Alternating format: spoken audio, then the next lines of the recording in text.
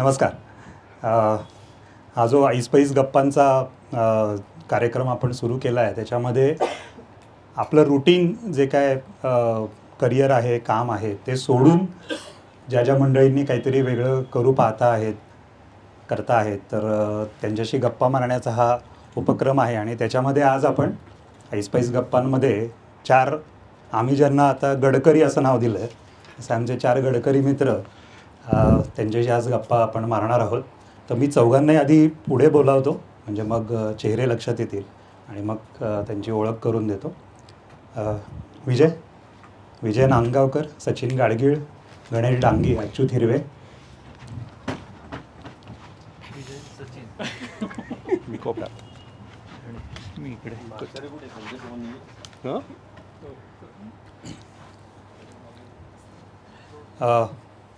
एक 50शीचा टप्पा जवळ यायला लागला की सगळ्यांच्याच डोक्यामध्ये आता काय म्हणूयात विचार सुरू होतात की एक माइलस्टोन आहे आणि मग त्यानिमित्त काहीतरी आपण आपल्या आयुष्याचा एक आढावा घेत असतो. काय करावं असं वाटतं आहे याचा विचार करत असतो, पुढे काय करायचं असं विचार चालू होतात. तर 48 झाल्यानंतर साधारण 48 ते 49 जेव्हा झालं तेव्हा या मंडळींनी असा जरा विचार केला की 50 हा माइलस्टोन आपण समजला तर त्या निमित्तानं काय करता येण्यासारखं आहे. तर खरं तर आपण अनेक वेळा पाहतो की एखाद्याने स्वतःपुरतं काही ठरवलं आणि तो कुठला तरी एक माइलस्टोन ठरवला आणि तसं काम काहीतरी निर्णय घेतला आणि त्या पद्धतीने केला असं बरेच वेळा आपल्याला होताना दिसतं. पण इथे महत्त्वाचं असं आहे की या मित्रांनी मिळून एकत्रित काहीतरी करूया हे ठरवणं हा फार महत्त्वाचा भाग आहे. आपण प्रबोधिनीमध्ये नेहमी गटाने एखादी गोष्ट करावी असं म्हणतो आणि गटाने जेव्हा एखादा संकल्प हा पूर्ण केला जातो तर त्याला एक वेगळी ऊर्जा ही त्याच्यातनं येत असते. त्यामुळे एखादी गोष्ट गटाने करणं हा खरं आजच्या या चौघांच्या आपण आज ज्याच्याबद्दल बोलणार आहोत ते महत्त्वाचं मुद्दा आहे. चौघेजणं वेगवेगळ्या त्यांच्या कामांमध्ये व्यवसायांमध्ये असतानाही तो वेळ काढणं आणि हे प्रत्यक्षामध्ये जो काही संकल्प आहे तो पूर्ण करणं ही त्यांची असं खासियत म्हणायला हरकत नाही. ढोबळमानाने विचार केला तर 1.5 वर्ष म्हणजे त्या ॲक्च्युली मेसेजमधनं असं कळत नव्हतं की हे 50 किल्ले किती दिवसात पूर्ण झाले. बऱ्याच जणांना कदाचित असं वाटलं असेल की वयाच्या 50शीपर्यंत 50 किल्ले करायचे, तर असं नव्हतं. हे साधारण 1.5 वर्षामध्ये म्हणून ढोबळमानाने असं धरूया की एक 500 दिवसांमध्ये हे 50 किल्ले यांनी पूर्ण केले एकत्रितपणे. हा त्यातला महत्त्वाचा म्हणजे त्या 4ही जणांनी त्या जे 50 किल्ले केले तेव्हा चौघंही मिनिमम चौघं हे त्या सगळ्या किल्ल्यांवर होते.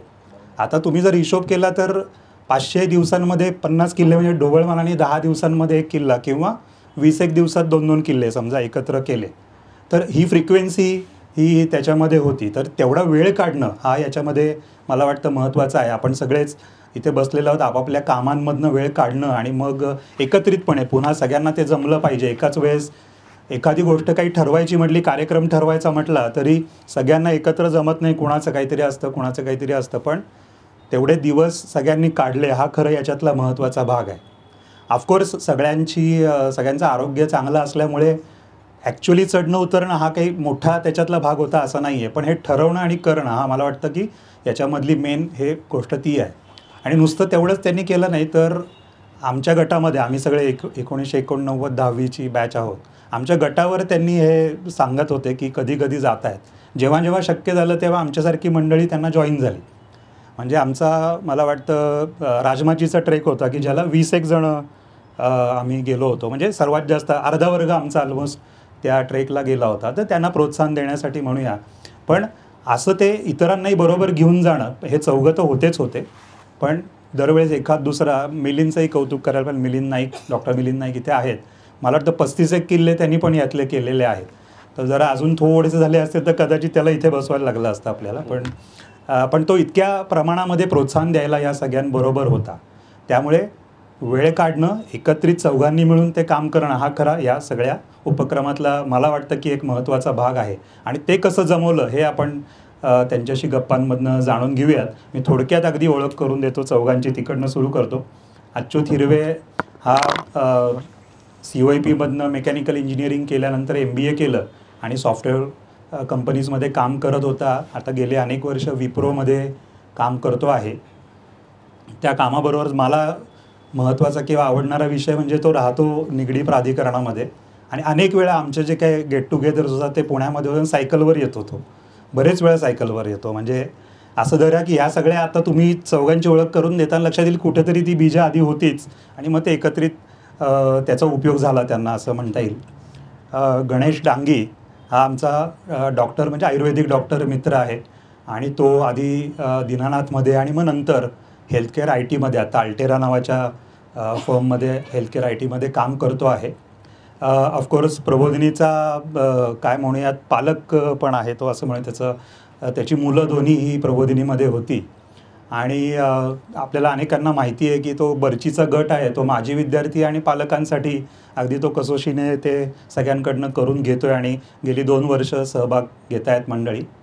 त्याचबरोबर साधारण 35च्या टप्प्यावर त्यांनी रॉक क्लाइम्बिंग शिकला तो मुद्दाम आणि तो बरेच वेळा त्या एक्सपिडिशन्स रॉक क्लाइम्बिंगच्या करत असतो, शिकवत असतो.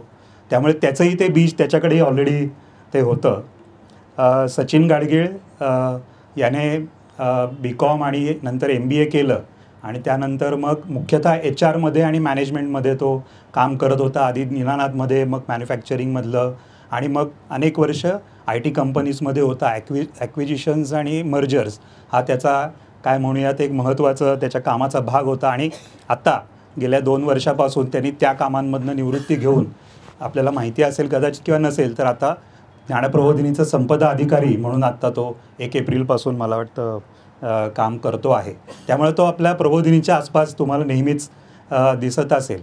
त्याचं दुसरं वैशिष्ट्य म्हणजे HRमध्ये लोकांकडनं काय म्हणूयात लोकांना पळवणं अशा पद्धतीचं काम तो करत असेल पण तो स्वतः मात्र भरपूर पळतो हा त्याचं वैशिष्ट्य आहे. आणि आत्तापर्यंत छोट्या मोठ्या तर झाल्याच पण लडाखमधली म्हणजे सगळ्यात हायेस्ट अल्टिट्यूडची जी मॅरेथॉन आहे ती त्यांनी केलेली आहे. त्यानंतर SRT त्यांनी केलेली आहे. एव्हरेस्ट बेस कॅम्पची मॅरेथॉन ही पण त्यांनी केलेली आहे. आणि मग ऑफकोर्स त्याच्या खालचं सगळं आलं मी आता तुम्हाला वरच्या डिग्र्या सगळ्या सांगितल्या. तर असं तो अनेक वर्ष पळतो आहे, पळवतोही आहे. आणि त्यामुळे त्याचंही या सगळ्या ऑफकोर्स ट्रेकिंगमध्ये गिरीप्रेमीशी त्याचा मोठा कनेक्ट आहे. त्यामुळे त्याही संबंधित तो या सगळ्या माउंटेनिअरिंगशी आहे. चौथा मित्र आमचा विजय नांदगावकर हा त्यांनी कॉमर्स केल्यानंतर मार्केटिंग मॅनेजमेंटमधनं मध्ये पोस्ट ग्रॅज्युएशन केलं आणि त्यानंतर तो अनेक मार्केटिंग आणि ॲडव्हर्टाइजमेंट फील्डमध्ये अनेक कंपनीजबरोबर काम करत होता आणि गेली अनेक वर्ष स्वतःचा त्याचा व्यवसाय आहे आणि ॲडव्हर्टाइजमेंट प्रमोशन याच्यामध्ये मोठ्या प्रमाणावर तो काम करतो. स्टॉल्स डिझाईन करणे वेगवेगळ्या मोठ्या कंपनीजसाठी हा त्याचा एक असा म्हणून USP आहे. आणि अजून एक त्याचंही महत्त्वाची गोष्ट म्हणजे अनेक वेळा मोटरसायकल काढायची आणि फिरायचं आणि लांब लांब कुठेही फिरायला जायचं हे त्याचं वैशिष्ट्य आणि फोटोग्राफी. त्यामुळे या सगळ्यांनाच असं धरूयात की कुठल्या ना कुठल्या पद्धतीने भटकायची सवय होते आणि मग आता ते भटकता भटकता गडकरी झाले. आणि मग हा सगळा त्यांचा प्रवास कसा होता हा आपण त्यांच्याकडनंच आता ऐकूया आणि मग प्रश्नोत्तरं करूया. धन्यवाद.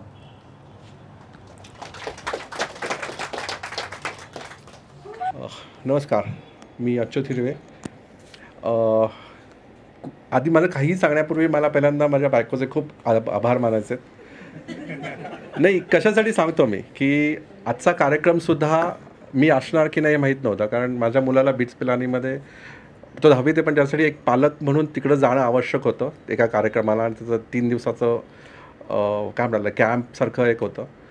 तर शी व्हॉलेंटिअर्ड की ठीक आहे मी जाते तर तुला हा कार्यक्रम करता येईल म्हणून म्हटलं की बाकी सगळा सपोर्टचा लेटर पार्ट आहे पण एनिथिंग बिफोर मला ते अगदी आवश्यक वाटतं की ते सांगणं की ती आत्ता तिकडंच गेली आहे म्हणून मी इकडं असलं आहे. नाही तर ते म्हणजे एक मोठा इव्हेंट मी स्वतः मिस केला असं मला वाटलं असतं. ठीक आहे. आता म्हणजे मी पहिल्यांदा सांगतो की कसंच how this concept got evolve किंवा कसं हे सुचलं किंवा काय झालं असं एक स्टेप बाय स्टेप असा प्रवास कसा होत गेला ह्याची सुरुवात म्हणून मी पहिल्यांदा एक म्हणतो की how did it got evolve. तर आमचं व्हॉट्सअपचा गणेशने सांगितलं असं आमचं व्हॉट्सअपचा सगळ्यांचा ग्रुप आहेच आहे. बोलणं होत असतात, काही ना काहीतरी गेट टुगेदर्स होत असतात.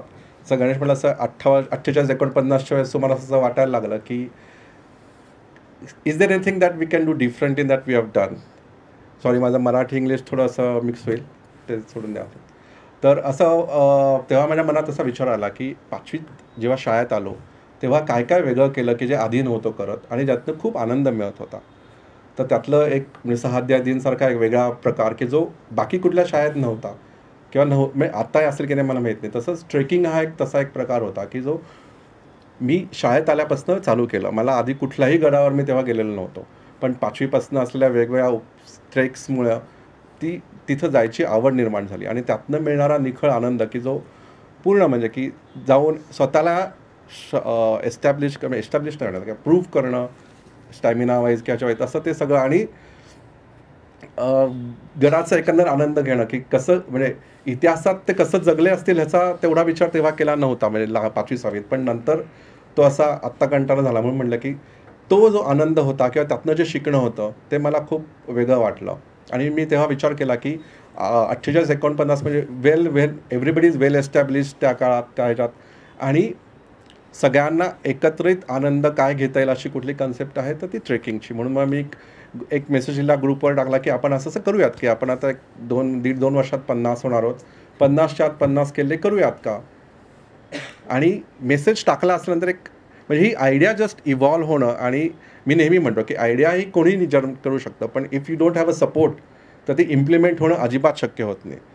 म्हणजे ती just idea as an idea राहते. तर मी जेव्हा मेसेज टाकला दुसऱ्या किंवा तिसऱ्या मिनिटातच दोघांनी लगेच सांगितलं म्हणजे मला गणेश आणि सचिन लगेच हो म्हणले की वी आर रेडी फॉर दिस. म्हणजे कुठलीही कन्सेप्ट काय डिटेलमध्ये नव्हता की 50च्या 50 किल्ले करायचे we are ready for it. म्हणजे हे झाल्यानंतर एकदम असा हुरूप आला. मग आम्ही एकदा सगळे भेटलो तिघं एकदा गणेश सचिनच्या घरी भेटलो, डिटेल काढलं की काय करता येईल, कुठले किल्ले साधारण करता येतील का, घाटवाटा करायच्या का, काय करायचं असं एक व्हेरी बेसिक आयडिया केली इव्हॉल्व केली. आणि त्याच्यानंतर सचिन म्हटलं की आपण अजून कोणाला पण विचारू शकतो. म्हटलं ग्रुपवर जेवढे मेसेज येतात they can join.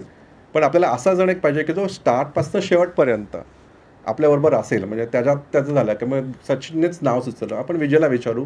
Vijay has done lot of trekking during his college days and all. त्याला विचारलं म्हणजे तो कदाचित त्यावेळेस मीटिंगमध्ये असेल काय असेल पण he didn't take a second to respond. तो म्हटलं येस मी येणार आहे.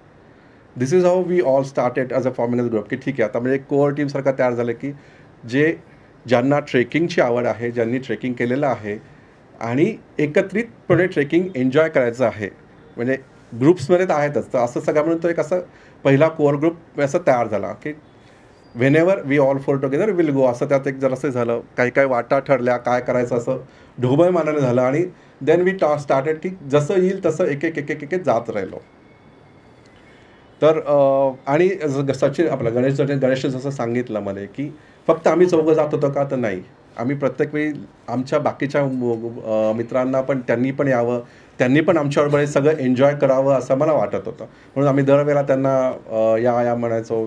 आणि असं झालं म्हणजे की कधी मिलिंदाला, कधी अभय, अजित, गणेश त्यांची मुलं, कधी म्हणजे फॅमिली असं सगळं होत सगळा प्रवास पुढं उचलायला आणि ॲज अ लास्ट म्हणजे एकंदर तो सगळा पुढं जाईलच. पण this is I mean just start कसं झालं तेवढंच मी सांगतो की it started all with let's have fun together again which we had during our school days आणि let's enjoy it. So that was the main theme. Ganesh वगैरे काय add करायचं. विजय हे घे. नमस्कार. इथं लिहिलं आहे की कोर टीम आणि मग support team is everyone around us. ज्यांनी आम्हाला परवानगी पण दिली घरनं. नंतर बाकी पण मित्र मंडळी जे होते जे येऊ शकले बरोबर आणि जरी नाही आले तरी त्यांचा अपडेट असायचा की अरे कुठला किल्ला केला आज, काय केलं की फोटो टाकल्यानंतर त्यांचे कुठेतरी रिस्पॉन्स यायचे. तर याच्यात असं झालं की बेसिकली हे आपण करतोय पण हे is it really something different that we are doing. कारण किल्ले करणं हे पुण्यातला I think every alternate house कुठला तरी किल्ला करतच. मग वेगळं काय याच्यामध्ये करतोय आपण. तर म्हटलं की एक 20व्या वर्षी, 18व्या वर्षी, 25व्या वर्षी किल्ले करणं आणि आत्ता 50शीच्या असताना ते करणं ह्यातला जो डिफरन्स आहे तो बघूया. सेल्फ टेस्ट बघूया, आपल्याला जमतंय का बघूया. आणि काय ठिकाणी आम्ही खरोखर सांगतो की असे खूप अवघड किल्ले करायचे का इथपासून आमची डिसिजन बऱ्यापैकी असायची. पण जे जमतील ते करायचे ते 100% पूर्ण करायचे. टाईम शेड्यूल प्रत्येकाने मॅनेज करायचं. म्हणजे जे असेल एकही किल्ला आमचा किंवा थ्रूआउट 50च्या मध्ये असं झालं नाही की अरे नाही ह्याला जमत नाही आहे तर बाकीचे जाऊ किंवा जायचं आहे ना. एक 15 दिवस आधी ठरलं तर डेफिनेटली ती वेळ काढून सकाळी 5ला आम्ही निघायचो म्हणजे निघायचोच पुण्यातनं. आणि रात्रीपर्यंत पुण्यात यायचं. ऑफकोर्स ते बाकी लिजन आम्ही खूप घेतले की गाड्यांनीच जायचं आहे, ओव्हरनाईट राहायचं असेल तर कुठेतरी सोय अशी ते हे करत, कारण अचिव्हमेंट वॉज की आपण हे किल्ले पूर्ण करू शकतो आहे की नाही. आणि जसजशा तारखा जवळ यायला लागल्या प्रत्येकाच्या आपापल्या वाढदिवसाच्या, मग त्या येवायला लागल्या की अरे त्याच्या आत आपल्याला हे पूर्ण करायला पाहिजे. सो सेल्फ टेस्ट एक होती. दुसरं होतं त्याच्यातला स्टॅमिना आपण जपू शकतो आहे का, म्हणजे आपल्याला खरंच जमतं आहे का, आणि मिनिमम गोष्टी घेऊन आपण ट्रेक करू शकतो आहे का. म्हणजे असं नाही की मी असेही ट्रेक केले आहेत, माझे 1-2 अजून गुरु इथं आलेले आहेत मित्र, की सागर संगीत ट्रेक ज्याला म्हणतात. म्हणजे पोचल्यानंतर पार मसाले भातापासून सगळं बनवायचं, आम्ही रेसिपी घेऊन जायचो, कुकर घेऊन जायचो, ते सगळं करायचो. पण मग ते करायचं की नाही इथपासनं तर 1 डेज बेसिकली केले. पण सुधागडावर जेव्हा केल्या तेव्हा गणेशनी, आमचा गणेश आचारी पण आहे चांगला, त्यामुळे त्याने आम्हाला खायला घातलं, चहा पाजला, चहावाज इथे आहेच आमचा एक. त्यामुळे त्या सगळ्या प्री रिक्विजिट्स करत म्हटलं बघूया जेवढं आपल्याला त्याच्यात एन्जॉय पण करता येईल, नंतर किल्ला बघता येईल. आणि मग तिसरा पॉईंट होता की तेच किल्ले इतक्या वर्षानंतर आपण बघतोय तर काय फरक जाणवतोय का, काही दिसतंय का, डेव्हलपमेंट कशी झाली आहे, जाण्या येण्याचे रस्ते. तर खूप फरक असा दिसला की कुठेच अवघड नाही आता कुठल्याच किल्ल्यांवर जाणं, म्हणजे पोचणं त्या किल्ल्यांपर्यंत. वरती चढणं मे बी दुर्लक्षित असेल तर तो प्रॉब्लेम असेल काही ठिकाणी, पण आता ॲक्सेसिबिलिटी सगळीकडे आहे, मोबाईल सगळीकडे आहेत. ट्रेक क्षितिज म्हणून नावाची एक साईट आहे, त्याच्यावरती इतकी सुंदर इन्फॉर्मेशन आहे त्या सगळ्या किल्ल्यांबद्दल. मग त्याचे आम्ही प्रिंटआउट्स काढून सगळे बरोबर ठेवून किंवा नेटवरती जाऊन एखाद्या किल्ल्याचं डिरेक्शन काही समजत नसेल तर मित्रांना पुण्यात फोन करायचो, व्हिडिओ कॉल लावून, अरे मी कुठला दिसतोय रे या बाजूला, तो कुठला दिसतोय. सो आपल्याला एक थोडंसं टोपोग्राफिकल आणि जॉग्राफिकल काहीतरी अजून इन्फॉर्मेशन ॲड होते का. This is what we try to do and that's what the whole process was.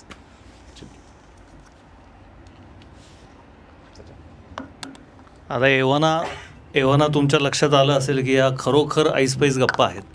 हे आम्ही असे चौघं आलटून पालटून बोलत राहतो आणि नंतर जरा थोड्या आमच्या आठवणींकडे जाऊ, कारण एक छोटं PPT पण विजयनी केलेलं आहे.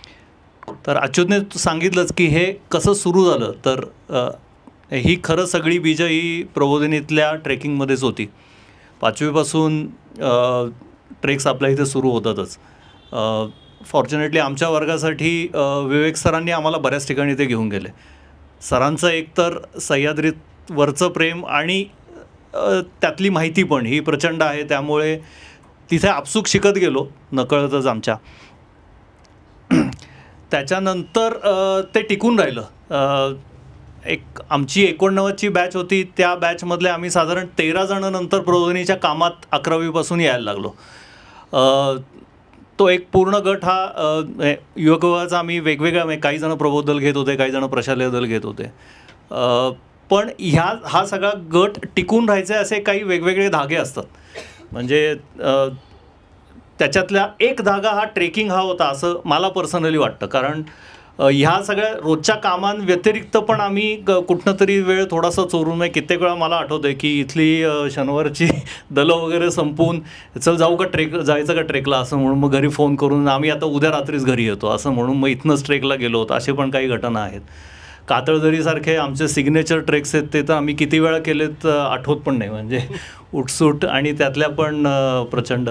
बरं, एक आता मी जनरल बोलत राहतो हां तुम्हाला जसं तर आत्ता आम्ही जे हे ट्रेक्स केले ना सगळे, याच्यामध्ये काही अशा छोट्या छोट्या काही गोष्टी युनिक होत्या. त्याच्यातलं एक आम्ही अशी धरून ठेवली होती की कुठलाही ट्रेक पूर्ण केला की सचिन 3 वेळा शंख वाजवायचा. तो आत्ता घेऊन पण आला आहे, तो बहुतेक वाजवणार आहे आता थोडं.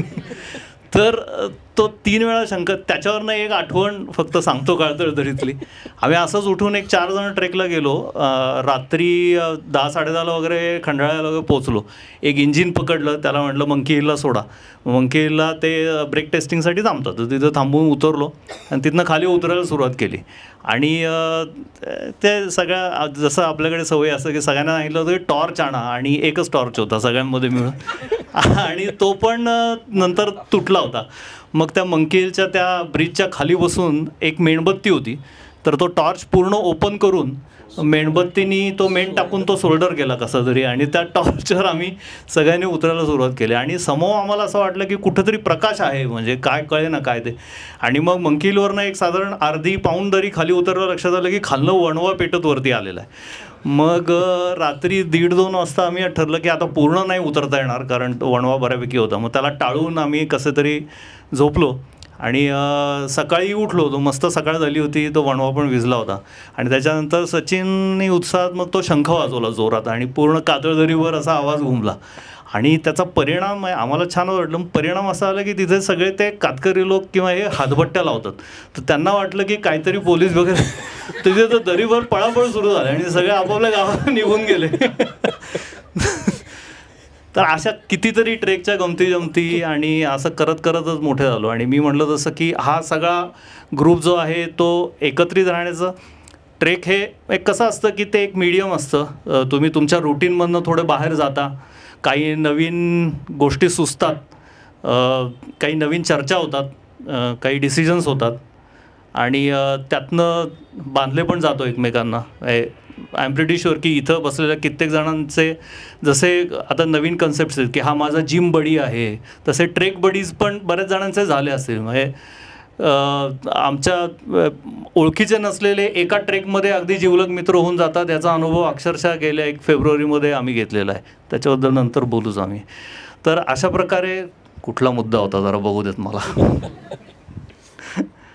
तर असं ते सुरुवात झाली. मग गॅप झाली मोठी बऱ्यापैकी सगळे कामांच्या गडबडीत, पण प्रत्येकाचं काही ना काही स्वरूपात ट्रेकिंग सुरू होतं. आणि मग त्याच्यानंतर अच्युतनी ती कन्सेप्ट मांडल्यावर मग एकदम उचलूनच धरली. मध्ये मी आशिष ना आपला कसोदेकर त्याच्या मी ह्याला गेलो होतो, त्यांनी एक ती छान हे मांडली की तुम्ही असं जे काय करता ना कुठल्या तरी आकड्याशी त्याला जोडलं की एक निमित्त मिळतं, तसं ते एक 50 at 50 असं ती एक टॅगलाईन झाली. ते निमित्त मिळालं, म्हटलं चला 50 किल्ले करूयात असं म्हणून ती सुरुवात झाली. आणि मग बॅचनी मिळून फक्त गेट टुगेदर्स आणि फक्त जेवायला एकत्र भेटणं याच्यापेक्षा ट्रेक्सना भेटू. आणि बरं म्हणजे 50पैकी आमच्या म्हणजे 30 ट्रेक्सला म्हटलं तसं मिलिंद तर होतातच, त्यामुळे आम्ही एक 5 जणं तर डेफिनेटली असायचो. वर्गातले पण बरेचसे जसे जमतील तसे. कोथळीगड आम्ही बऱ्याच जणांनी केला, राजमाची तर अगदी 20च्या वर लोकं होती त्यांनी केला. तर असे एक बॅचचं एकत्रित धरून ठेवणारं ट्रेक हे चांगलं माध्यम होऊ शकतं असं एक याच्यातनं जाणवलं. स्टॅट सांगू शकतोस? हां, स्टॅट्स ओके. एकूण 50 केले, त्यातले कोस्टल 7 केले. 4 days ही एक कन्सेप्ट तूच बोल. हॅलो. 4 days म्हणजे मगाशी माझे सगळे तिघाही मित्रांनी बोललेच आहेत, पण आय थिंक सगळ्यात महत्त्वाचं आम्हाला असं वाटलं होतं जेव्हा पहिला अच्युतचा मेसेज आला त्याच्यानंतर की चला पुन्हा आपल्या 35 वर्षापूर्वी जसे मित्रमंडळांबरोबर आपण जंगलात आणि डोंगरावर जायचो तसं पुन्हा 50 वेळा जायला मिळणार. त्यामुळे ते अगदी सहज लगेच हो जे आलं ते त्यातनं आलं. आणि मला जे 2-3 यातले फरक दिसले, मी त्या स्टॅटिस्टिक्सकडे येईन, परंतु मला असं जाणवलं की इथे अनेक जण आत्ता मी बघतोय ते आपण अनेक जण हे डोंगरात जातो किंवा जंगलांमध्ये जातो आणि असं अगदी क्लिअरली आपल्या सगळ्यांना हा अनुभव आहे की डोंगरातला किंवा जंगलातला मित्र हा आयुष्यभराचा मित्र असतो. म्हणजे ती मैत्री वेगळी असते. ऑफिसमधला मित्र किंवा शाळेतला मित्र याच्यापेक्षा मैदानावरचा डोंगरातला किंवा जंगलातला मित्र हा वेगळा असतो. तर तसे आम्हाला असे खूप मित्र मिळाले. आणि अगदी सुरुवातीला विजय गणेश म्हणले तसं शाळेत असल्यापासून कॉलेजच्या जीवनापर्यंत हे सगळं नियमित चालू होतं. मग मध्ये 10-15 वर्ष त्याच्या प्रत्येकाच्या आपापल्या काय व्यवसायाच्या गोष्टींमुळे थोडा एकत्रित हे कमी झालं होतं. तर या निमित्ताने मला 2-3 ज्या गोष्टी जाणवल्या त्या ह्याच्यामध्ये आमच्या वर्गातले सुद्धा अनेक जण पुन्हा अधिक वेगळ्या पद्धतीने एकत्र आले, एकत्र नव्याने कामं सुरू करता आली. म्हणजे अन्यथा आपापल्या क्षेत्रात आपापले जण काम करतच होतो, परंतु डोंगरात गेलं की गप्पा होतात. 24-24 तास एकत्र असलं की मग काय चाललंय बरं. सगळ्यांमधला एक समान धागा हा ज्ञानप्रबोधिनी आणि प्रबोधिनीच्या माध्यमातून देशासाठी समाजासाठी काम. मग आपण काय करतोय, काय करायचं होतं आणि राहून गेलंय, ही चर्चा जेव्हा 4-5 जणात 8 जणात जेव्हा जेव्हा आम्ही ट्रेकला जी संख्या होती त्यांच्याबरोबर गेलं की लगेच अरे मग हे आपण करू शकतो. आणि त्यातनं सुरू झालेली कामं आता मागे वळून बघताना असं दिसतंय की आमचा पहिल्या ट्रेकला आम्ही 4 जण जे काही प्रबोधिनीमध्ये किंवा प्रबोधिनीच्या विचारांनी जी कामं करत होतो आणि आज 1.5 वर्षानंतर आम्ही 4 जण जे करतोय त्याच्यामध्ये खूप पॉझिटिव्ह फरक पडला. आम्ही सुद्धा अधिक कामं करायला लागलो कारण एकमेकांना ती प्रेरणा आणि संधी उपलब्ध झाल्या असं एक जाणवलं. ही जर 4 डेजची जी कल्पना आहे तर ती मुळात अशी निघाली की 50 किल्ले करूयात आणि ते एकत्र करूयात. म्हणजे ते गणेश जाधवही मग इंट्रोडक्शनमध्ये म्हणलं तसं याची USP काय आहे, कदाचित आम्ही असं गप्पांमध्ये आम्हाला माहिती आहे विजयचे जवळपास 250-300 किल्ले ऑलरेडी झाले. म्हणजे 50 पर्यंत किल्ले मोजायचे असतील तर त्याचे 250-300 किल्ले झालेत. गणेशचे काय रिपीट किल्ले मोजले तर 500च्या वर झाले. असे आमच्यापैकी प्रत्येकाचे वेगळे आकडे असतील, परंतु यातलं वैशिष्ट्य असं आहे की चौघांनी एकत्र करायचं आहे. त्यामुळे चौघांनी तो दिवस काढायचा आणि एकत्र करायचा असे किल्ले. आणि फक्त चौघांपुरतं मर्यादित न ठेवता मुख्यतः 89च्या आमच्या वर्गाच्या तुकडीतल्या जास्तीत जास्त मित्रांना बोलवूया, मग त्याच्याबरोबर कुटुंबियांना बोलवूया. म्हणजे आमच्या चौघांच्याही बायकांनी यातले काही किल्ले हे केलेले त्या आमच्याबरोबर आलेल्या होत्या. त्यामुळे असं करत मग आमच्या मधल्या एका काळात असं अरे मग आपण जसं मॅनडेज ही इंडस्ट्रीमध्ये कन्सेप्ट असते की किती मॅनडेज काम झालं, तसं आता आपण 4 डेज बघूयात. आपण चौघांनी 50 केले म्हणजे 200 4 डेज तर तसेच झाले. परंतु आपल्याबरोबर जे आलेत तिघांनी उल्लेख केला म्हणजे आम्हाला खूप अभिमान आहे की म्हणजे आपापले शेड्यूल्स तर आम्ही ॲडजस्ट केलेच, पण आपल्या सगळ्यांना माहिती आहे की आमचाच वर्गमित्र डॉक्टर मिलिंद नाईक प्रबोधिनीच्या प्रशालेचा प्राचार्य आहे आणि त्याच्याकडे राष्ट्रीय स्तरावरच्या NEPच्या इम्प्लिमेंटेशनच्या कमिटीमध्ये तो आहे, इतर जबाबदाऱ्या आहेत. असं असताना त्यांनीसुद्धा 32 किल्ले आमच्याबरोबर केले. आणि आमचं अजून एक वैशिष्ट्य असं होतं की आम्ही एकही किल्ला यातला हा विकेंडला केलेला नाही. आणि याचं महत्त्वाचं कारण असं होतं की आपल्या सगळ्यांना कल्पना आहे की विकेंडला इतकी गर्दी असते आणि इतक्या वेगवेगळ्या प्रकारची लोक ते गड किल्ल्यांवर दिसतात की आमचं तर असं व्हायचं की आपण तिथं जाऊन मग भांडणच करू, कारण ज्या प्रकारची लोक येऊन तिथे करतात ते काही आपल्याला पटणार नाही. आणि मग आपण तिथे गेलो तर एक तर भांडण होईल आणि दुसरं म्हणजे आपल्याला मग किल्ले बघण्याची आणि याची मजा घेता येणार नाही. त्यामुळे आम्ही सगळे किल्ले हे वीकडेला केलेले आहेत. त्यामुळे वीकडेला आपापली कामं, आपापले उद्योग, बाकीच्या घरच्या जबाबदाऱ्या बाजूला ठेवून येणं हे यातलं खूप महत्त्वाचं होतं. आणि त्यामुळे त्या 4 डेजला महत्त्व आहे की जसं आमचे 200 आहेत त्याच्याबरोबर आपण एकूण आकडा बघितला तर 314 वगैरे, म्हणजे जसे आमचे 200 आहेत त्याच्या बरोबरीने आमच्या बरोबर जे आले असे अजून ऑलमोस्ट 110-115 मॅन डेज एवढे लोक. आणि with all due respect including women days, कारण आमच्या बायका पण त्यात आलेल्या आहेत तर ते धरून, तर असे हे झालं. आणि मग बाकीचं स्टॅटिस्टिक्स आहे. सुरुवातीला आम्ही थोडंसं हेही आहे, आम्ही ग्रँड प्लॅन केला होता. आम्ही जेव्हा पहिल्यांदा माझ्या घरी भेटलो तेव्हा आम्ही 50 किल्ले करायचे ना, मग काही सागरी करू, कारण सगळ्यांना त्यातलं ज्ञान होतंच. आम्ही पूर्वीपासून गड किल्ले फिरायचो, त्यामुळे मग काही नाशिक रेंजचे करू, काही हे करू, काही सागरी किल्ले करू, नुसते किल्ले नको, काही चांगल्या घाटवाटा करू, म्हणजे भलेही तो किल्ला नसेल पण घाटवाटा केल्या पाहिजेत, अशी यादी केली होती की असे त्याच्यात वैविध्य असलं पाहिजे. इफेक्टिव्हली म्हणजे प्रॅक्टिकल परत ते चौघांचेही दिवस काढणं आणि ते वीकडेलाच करायचं आहे हा अट्टाग्रह, याच्यामुळे आमच्या कदाचित घाटवाटा फारशा झाल्या नाहीत किंवा सागरी किल्ल्यां यांचं प्रमाण हे कमी जास्त झालं.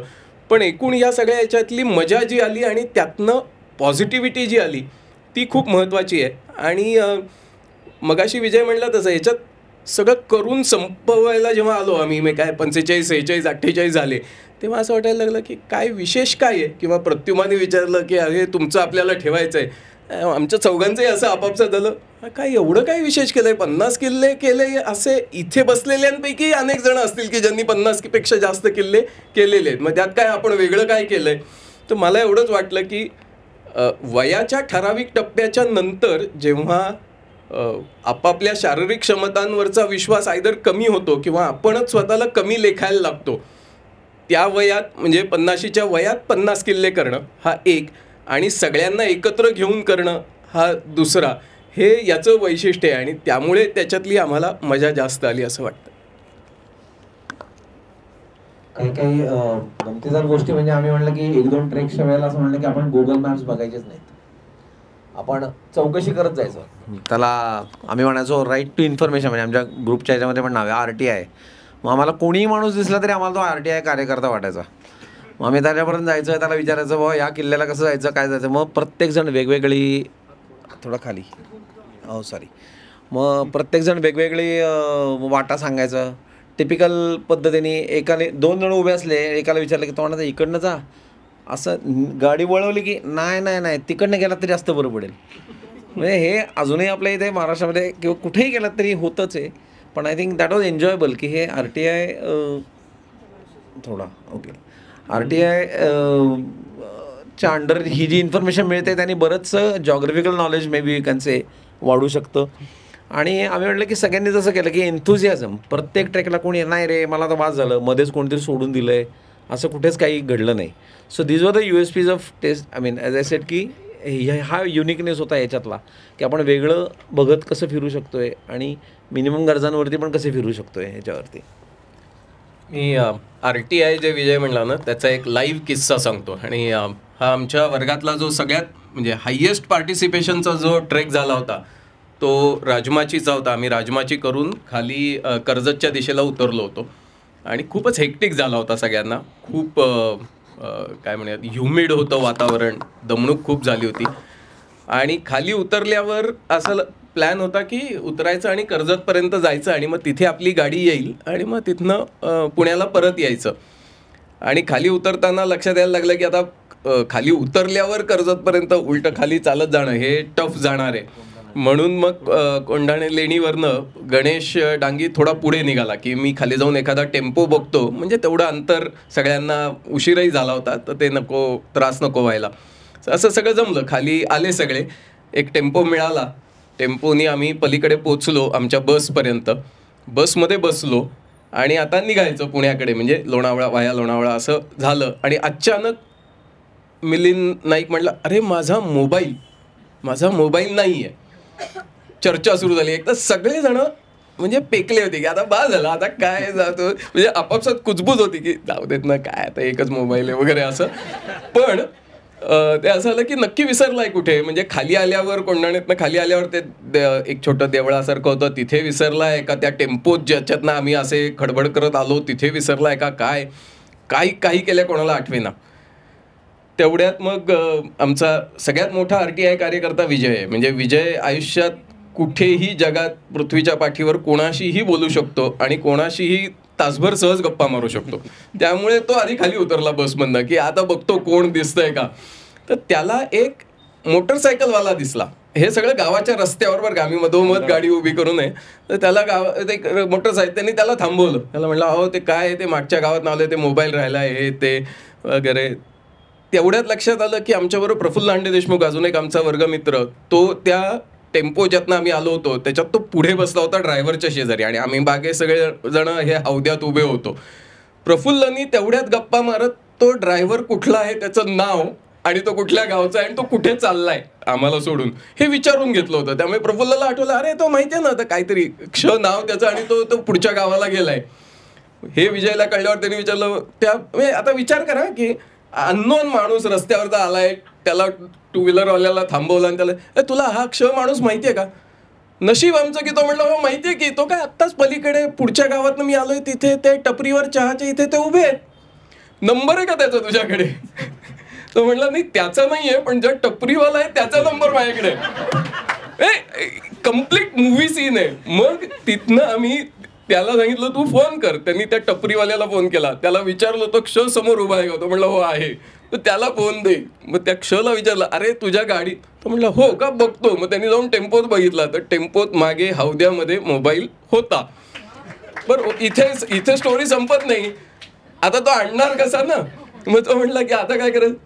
त्या टू व्हीलरवाल्याला उलटा वळवला की चल आम्ही तुझ्या अरे तेवढं आम्हाला सोड रे. आता हे दुसरी बाजू आहे, म्हणजे हे मागता येणं. आता आपण सगळेजण ज्या प्रकारच्या अनेक वेळा आपली जीवच रेटत नाही दुसऱ्याला अरे तू तुझं काम सोड आणि वळ आणि चल. पण हे करणं आणि गावातल्याही लोकांचं कौतुक की मदतीला किती तयार असतात. तो आलेला ज्याचा काही ओळख देख नाही त्यांनी विजयला मागे बसवलं टू व्हीलरवर, ते गेले, तो माणूस भेटला, त्याच्याकडनं मोबाईल घेतला, परत आले आणि मग आम्ही निघालो. तर RTIचा हा असा काहीतरी फायदा, म्हणजे गड किल्ल्याचे रस्ते शोधणं याला RTI आपण आम्ही पूर्वी पण वापरलं. इकडनं जाताना जोरदार हाका मारून लांबवरनं धनगराकडनं रस्ते. पण हा जो काही होता ना की मोबाईल हरवणं, तो भलत्या माणसाला रस्त्यात थांबवून त्याला चौकशी करून तो मिळणं, हा म्हणजे कमाल योगायोग आणि RTIचा उपयोग. शिवनेरीला तसं म्हणजे शिवनेरी खाली उतरताना आलो आणि आमच्या गाड्या लांब लावल्या होत्या आणि येताना म्हटलं काय आता तिथपर्यंत कसं काय करायचं जायचं चालत. तर तो तिथे पार्किंग आहे, पार्किंगवाला जो पोरगा उभा होता तो म्हणला हो तुमचे असे एवढं तिकीट झालं आहे. म्हटलं पण आमची गाडी खाली लावली आहे. नाही म्हटलं तुम्ही लावले खाली बरोबर आहे, पण मी आता वरती सगळं पार्किंग बघत आलं आहे, तुम्हाला तेवढे पैसे द्यायला लागतील. म्हटलं एक काम कर, आम्ही ती गाडी घेऊन येतो, सगळ्यांना बसवतो त्या गाडीत आणि मग तुला पैसे देतो. चालेल म्हणला, पण लक्षात आलं की खूप लांब आहे. मी त्याला म्हटलं तुझी गाडी दे ना मला 2 मिनटं. तर तो किल्ली लावलेलीच होती रे मोटरसायकलला. म्हटलं घेऊन जा. आम्ही ट्रिपल सीट गेलो खाली, आम्हाला पोलिसांनी पकडलं. आणि पोलीस म्हणला तेव्हा जस्ट आय थिंक हे ट्रिपल सीट करून 2 गाड्या आणायच्या होत्या वरती परत येताना, म्हणून ट्रिपल सीट गेलो होतो. त्यांनी थांबवलं. म्हणला वरची पार्किंगवाल्याची गाडी आहे, आम्ही आमची गाडी घ्यायला आलो आहे. त्यांनी सगळं बघितलं. ओके म्हणला 200 रुपये भरा. ते दिले. त्याच्यासमोर परत ट्रिपल सीट आम्ही पुढे गेलो, गाडी घेतली आणि मग परत आलो. सो हे पटकन उपयोग होता या गोष्टीचा कुठे ना कुठेतरी, की आपलं अडलं नाही पाहिजे पण त्याची पण गैरसोय नाही होता कामा. हे बघून काय करता आलं तर मजा येते त्यात. बरं, या आर टी आय कन्सर्ट बरोबर अजून एक USP मला वाटतं, म्हणजे कम्प्लिटिंग एव्हरी फोर्ट. म्हणजे असं नाही की मध्येच सोडून दिला आहे किंवा नाही केला आहे. म्हणजे आम्ही हडसर हा 3 वाटांनी एकाच दिवशी केला आहे. त्याच्यानंतर पुढं देस म्हणजे निमगिरी पण केला आहे. म्हणजे हडसरला चढताना असं 3 वाट आहेत. एक नळीची वाट आणि नंतर 2 एक खिंडीतनं आणि एक नॉर्मल रस्ता. तर आम्ही सगळे सुरुवातीला म्हणलं चला आपण नळीच्या वाटेने जाऊ, आपल्याला काय तेवढं झेपेल. वरपर्यंत पोचलो. हां, खुंटीची, नळीची नाही, खुंटीची वाट म्हणायची, सॉरी चुकला माझा. तर त्या खुंटीच्या वाटेच्या बरोबर पायथ्यापर्यंत गेलो. म्हणजे आता फक्त एक वर चढणं, खुंट्या धरून चढणं एवढंच एक होतं. तर तेव्हा असं झालं की चौघांना जाता येत असेल तरच वर पोचायचं त्या वाटेनं, तर खाली उतरूयात. गणेशने ट्राय केला, थोडा गेल्यानंतर म्हणला की जमू शकेल पण चौघांना म्हणजे व्हेरी. तर वी टूक अ व्हेरी कॉन्शियस डिसिजन. म्हणजे तेव्हा ते असं नाही वाटलं की अरे तिथं हे दाखवली ना, इथं जिद्द असं नाही, हे नाही केलं. आम्हाला लक्षात होतं की आपलं एज काय, आपली फिजिकल फिटनेस काय. त्याच्यामुळे मग ते सोडून मग आम्ही तिकडनं खुंटीच्या वाटीतनं नाही जायचं ठरवलं. मग खाली उतरलो आणि असं जात मधनं परत एक धबधब्यातनं परत एकदा वर चढलो. तिकडनं पण असं दगडा सोडून तिथनं वर चढलो आणि मग उतरताना अजून पुढच्या वाटेने उतरलो. म्हणजे कुठलाही गट करायचा असेल तर तो अर्धवट नाही सोडायचं की यार आता इथपर्यंत झालं, आपल्याला पुढचा गट करायचा आहे तर वेळ पुरेल का, नाही पुरणार का, असं कुठलाही न विचार करता करायचं म्हटल्यावर ते जाऊन पूर्ण करायचंच. तसंच अजून एक किस्सा कोकण देवाचा आहे. म्हणजे आम्ही सकाळी निघालो आणि RTI जरी वापरत असलो तरी अशी एक आले की तर इथं सांगायला कोणीच नाही, रस्त्यावर आम्हाला कळायला जागा नाही. आमच्याबरोबर एक कुत्रं होतं, ते खालपासनं आमच्याबरोबर येत होतं. तो म्हणला तो बहुतेक जाईल, तिकडं जात राहिलो, त्याच्या मागं जात राहिलो आणि नंतर कळलं की आपण कोकण देवाच्या एक्झॅक्ट समोरच्या पीकवर पोचलेलो आहोत, which is almost at same level. म्हणजे आम्ही वरनं असे कोकण देवा दिसतोय, त्याचे फोटो काढतोय. पण म्हटलं आता काय, मग आम्ही त्याला सांगितलं की हे कोकण देवा अनेक्स असायला नाव द्यायचं, खाली यायचं, कोकण देवा जाडायचा. म्हणजे असं पण गोष्टी केलेल्या आहेत की जिथं जे ठरलेलं आहे ते, म्हणजे आता कोकण देवाच करायचं आहे म्हटल्यावर ते अनेक्सला जाऊन संपायचं नाही, खाली उतरून परत जायचं. हडसरच्या एक वाट नाही पटत आहे किंवा आपलं जमत नाही आहे तर ती वाट सोडून जी नॉर्मल वाट आहे त्याने पण जायचं आणि करायचं. म्हणजे हा एक प्रकार मला जास्त वाटला की जे करायचं ठरवलेलं आहे तो कंप्लीट करायचाच गड. मग त्याला एफर्ट्स किती लागतील, किती दमलो आहे, किती ऊन आहे किंवा आपला स्टॅमिना आहे का नाही, हे सगळं न हे करता करायचं म्हटलं करायचं. एक मला अजून एक त्यातला USP वाटतं.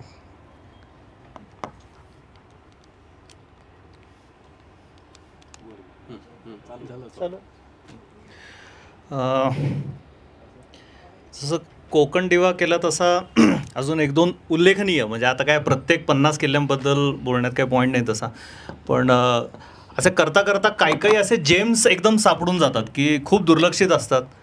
तसे आम्ही कोस्टल किल्ले सगळे केले तेव्हा एक पूर्णगड होता, तर एकूण मॅपवर आणि असं वाटत होतं की किरकोळ आहे फार, पण गेलो सकाळी उठून अगदी ठरवून की नाही करायचंच म्हणून सगळे 5:30ला उठलो आणि मग इतका सुंदर किल्ला होता. म्हणजे फारसा वाचायला मिळत नाही, पण असा कुठंतरी गेलो आणि अचानक काहीतरी दिसल्यावर जो एक आनंद होतो ना, तसा एक खूप आनंद तो पूर्णगड बघून झाला. म्हणजे मेंटेन पण छान केला आहे, जे काय पडझड झाली होती ती परत बांधलेली पण आहे आणि लोकेशन पण अफाट आहे. अजून उल्लेख करण्याचं एक म्हणजे आता मध्यंतरी जरा गॅप पडली उन्हाळा आणि या सगळ्यामध्ये, तेव्हा असं वाटून गेलं की अरे नाही, जरा आकडा गाठायचा असेल तर काहीतरी करावं लागेल. मग एका दिवसात 5 किल्ले करू अशी एक ॲम्बिशियस हे, आणि अजय सर बसलेच आमचे, त्यामुळे ते आमच्याबरोबर मार्गदर्शक म्हणून असे होतेच. आणि एकदम मेटिक्युलस प्लॅनिंग त्यांनी केलं होतं की खूप पहिला कुठला दुसरा कुठला, आणि पहाटे 5 वाजता नेहमीप्रमाणे पुण्यातनं निघालो. छोटे छोटे होते, असं काही फार मोठे किल्ले होते अशातला भाग नाही, पण ते 5 पूर्ण करायचे असं करून रात्री 11पर्यंत ते 5 किल्ले करून आलो सातारा जिल्ह्यातले. पावसाळा होता, पण नशिबाने थोडं पूर्वेकडे आम्ही असल्यामुळे असा गच्च पाऊस नव्हता. 2-4 सरीमध्ये येऊन गेल्या, पण छान वातावरण. आणि तो एक म्हणजे मेमोरेबल असा की काही वेळेस जे किल्ले करायचे टाळतो ते किल्ले पण खूप छान आनंद देऊन जाऊ शकतात हे जरा कळलं. कदाचित वयाची 50शी असल्यामुळे तो हे असेल, कारण लहानपणी चंदनवंदन काय करायचं, येडा आहे काय तिकडे नसतं जायचं असं म्हणून जे टाळलेले किल्ले होते ते आत्ता केले, आणि ते खरंच खूप छान आनंद देऊन गेले असं एक वाटतं. चहा हे फोटो म्हणजे ती चहाची जबाबदारी एक घेतलेली होती मी, त्यामुळे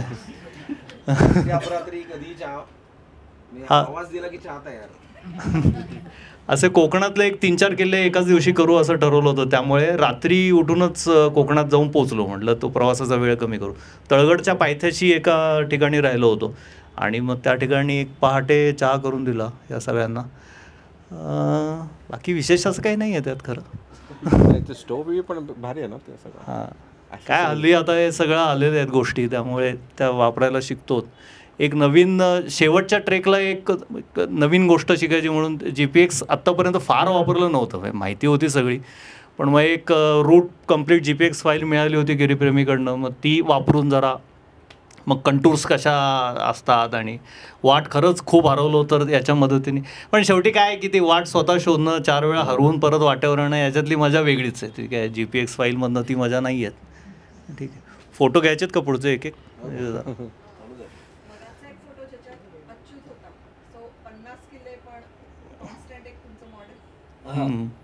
सगळ्या व्हिडिओ नाही काढलेला, पण अच्युतला कुठेही रात्री 2 वाजता उठवलं तरी फोटो काढायचा आहे, लगेच तयार होणार. त्यामुळे सगळ्यात जास्त फोटोग्राफ्स आम्ही अच्युतचे काढलेत. आणि तो कुठे फोटो लावून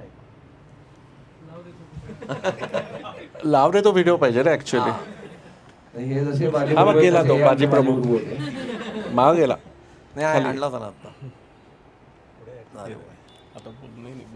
ओके, हा बघा, म्हणजे हे मी फोटो हो, आणि फोटो काढेपर्यंत उठलाच नाही तो. म्हणजे आय हॅड टू क्लिक असे काही. मॉडेल अच्युत असायचा, काढणारा विजय, आणि सचिन आणि मी कॅमेरा पण बाहेर नाही काढायचो. म्हणजे आम्ही ठरवलेलो की ठीक आहे, तुम्ही जर म्हटलात उभा राहा तर उभं राहू, मग काढणार पण नाही. एका कुठल्या तरी भटकन मधल्या ट्रेकला मी नव्हतो, तर मिलिंदना मला रात्री फोन केला. मिलिंद मला कसं काय फोटो काढतोस एवढे तू एका दिवसात, माझं बोटं दुखायला लागली. म्हणला अरे ते मॉडेल तसं लागतं. पुढे हा, हे कमळगड म्हणून फार सुंदर किल्ला आहे वाईजवळ. तर त्याला कावेची विहीर आहे वरती, बरेच जण गेलाही असाल. पण त्या कावेच्या विहिरीला बेसिकली तो आपण गांधी टोपी जशी असते तसा तो पूर्ण वरती दिसतो. त्याला पूर्ण बाजूनी झाडी आहे, आणि त्याच्यात वरती मधनं चालत गेल्यानंतर ही पूर्ण साधारण एक 5 ते 7 मजली खाली अशी विहीर आहे, आणि पूर्ण काव आहे. तर त्याला आणि आतमध्ये उभं राहून त्यांनी शंखही वाजवला आहे, आणि त्याला उतरताना थोडंसं निसरड आहे म्हणून पुढच्या ह्याच्यात ते अशी दोरी लावून ठेवलेली आहे, वायर. पण इतकं सुंदर जागा आहे, एकतर रिमोट आहे, आणि जिथं धोमचं धरणचं पाणी संपतं तिथे हा किल्ला आहे. त्यामुळे तिकडनं व्ह्यू फार सुंदर दिसतो. म्हणजे पावसाळ्यानंतर वगैरे गेला तर फार एक अप्रतिम आहे दिसायला सगळं. याची अजून एक आठवण, कचऱ्याचं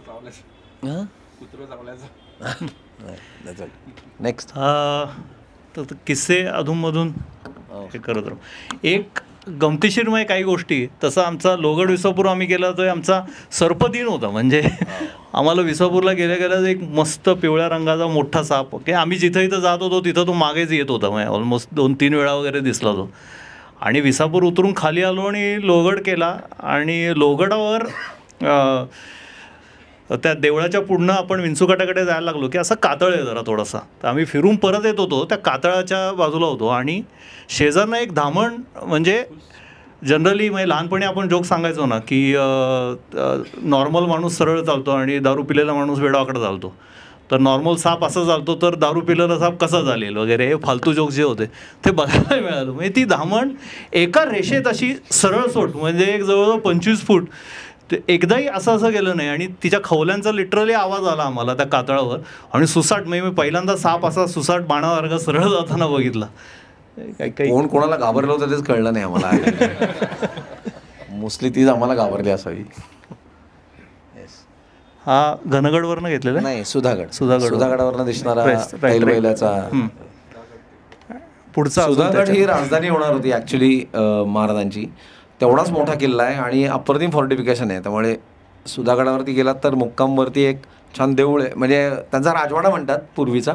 ओपन आहे, आता सगळं फुटलं आहे पण राहता येतं. म्हणजे ड्राय असेल तर राहता येतं. पण फार मस्त लोकेशन आहे, एरिया आहे. हा तो फोटो मगाशी म्हणला ते 2 बाजी प्रभू. तर हा कुठल्याही दगडावरती कुठल्याही याच्यावरती उभा राहायला अच्युत आमचा पुढे. किल्ला दिसला, तटबंदी दिसली की जाऊन उभं राहणार त्याच्यावरनं. आणि मग मी येईपर्यंत कुठून काय चालत येईपर्यंत तिथं उभं राहणार फोटो काढेपर्यंत. नेक्स्ट जाऊ दे पुढे जनरल याच्यात. हा तिकोना किल्ला आहे. तिकोनावरती फार मस्त पाण्याचा टाका आहे वरती आणि फुल पाऊस होता आणि अप्रतिम वातावरणामध्ये. तर आम्ही फुल भिजत जाऊन वरती याचे फोटो त्यावेळी काढले होते आणि फार मस्त किल्ला आहे. म्हणजे I think Tikona is one of the achievable. म्हणजे कधीही गेलं तरी आवडेल जायला असा. सिंधुदुर्गाचा किल्ला आहे. विजयदुर्ग हा एक फार अप्रतिम किल्ला आहे समुद्री आणि इंटॅक्ट आहे अजूनही. हे आम्हाला फॅमिली बरोबर असल्यामुळे सांगण्यात आलेले फोटो आहेत. म्हणजे ॲटलिस्ट एकतरी असा काढाच म्हणून. आणि पायात चपला असल्या तरी आम्ही हां हे सचिनच्या पायात चपला, कारण तो सागरी किल्ले करत होता ना त्यामुळे.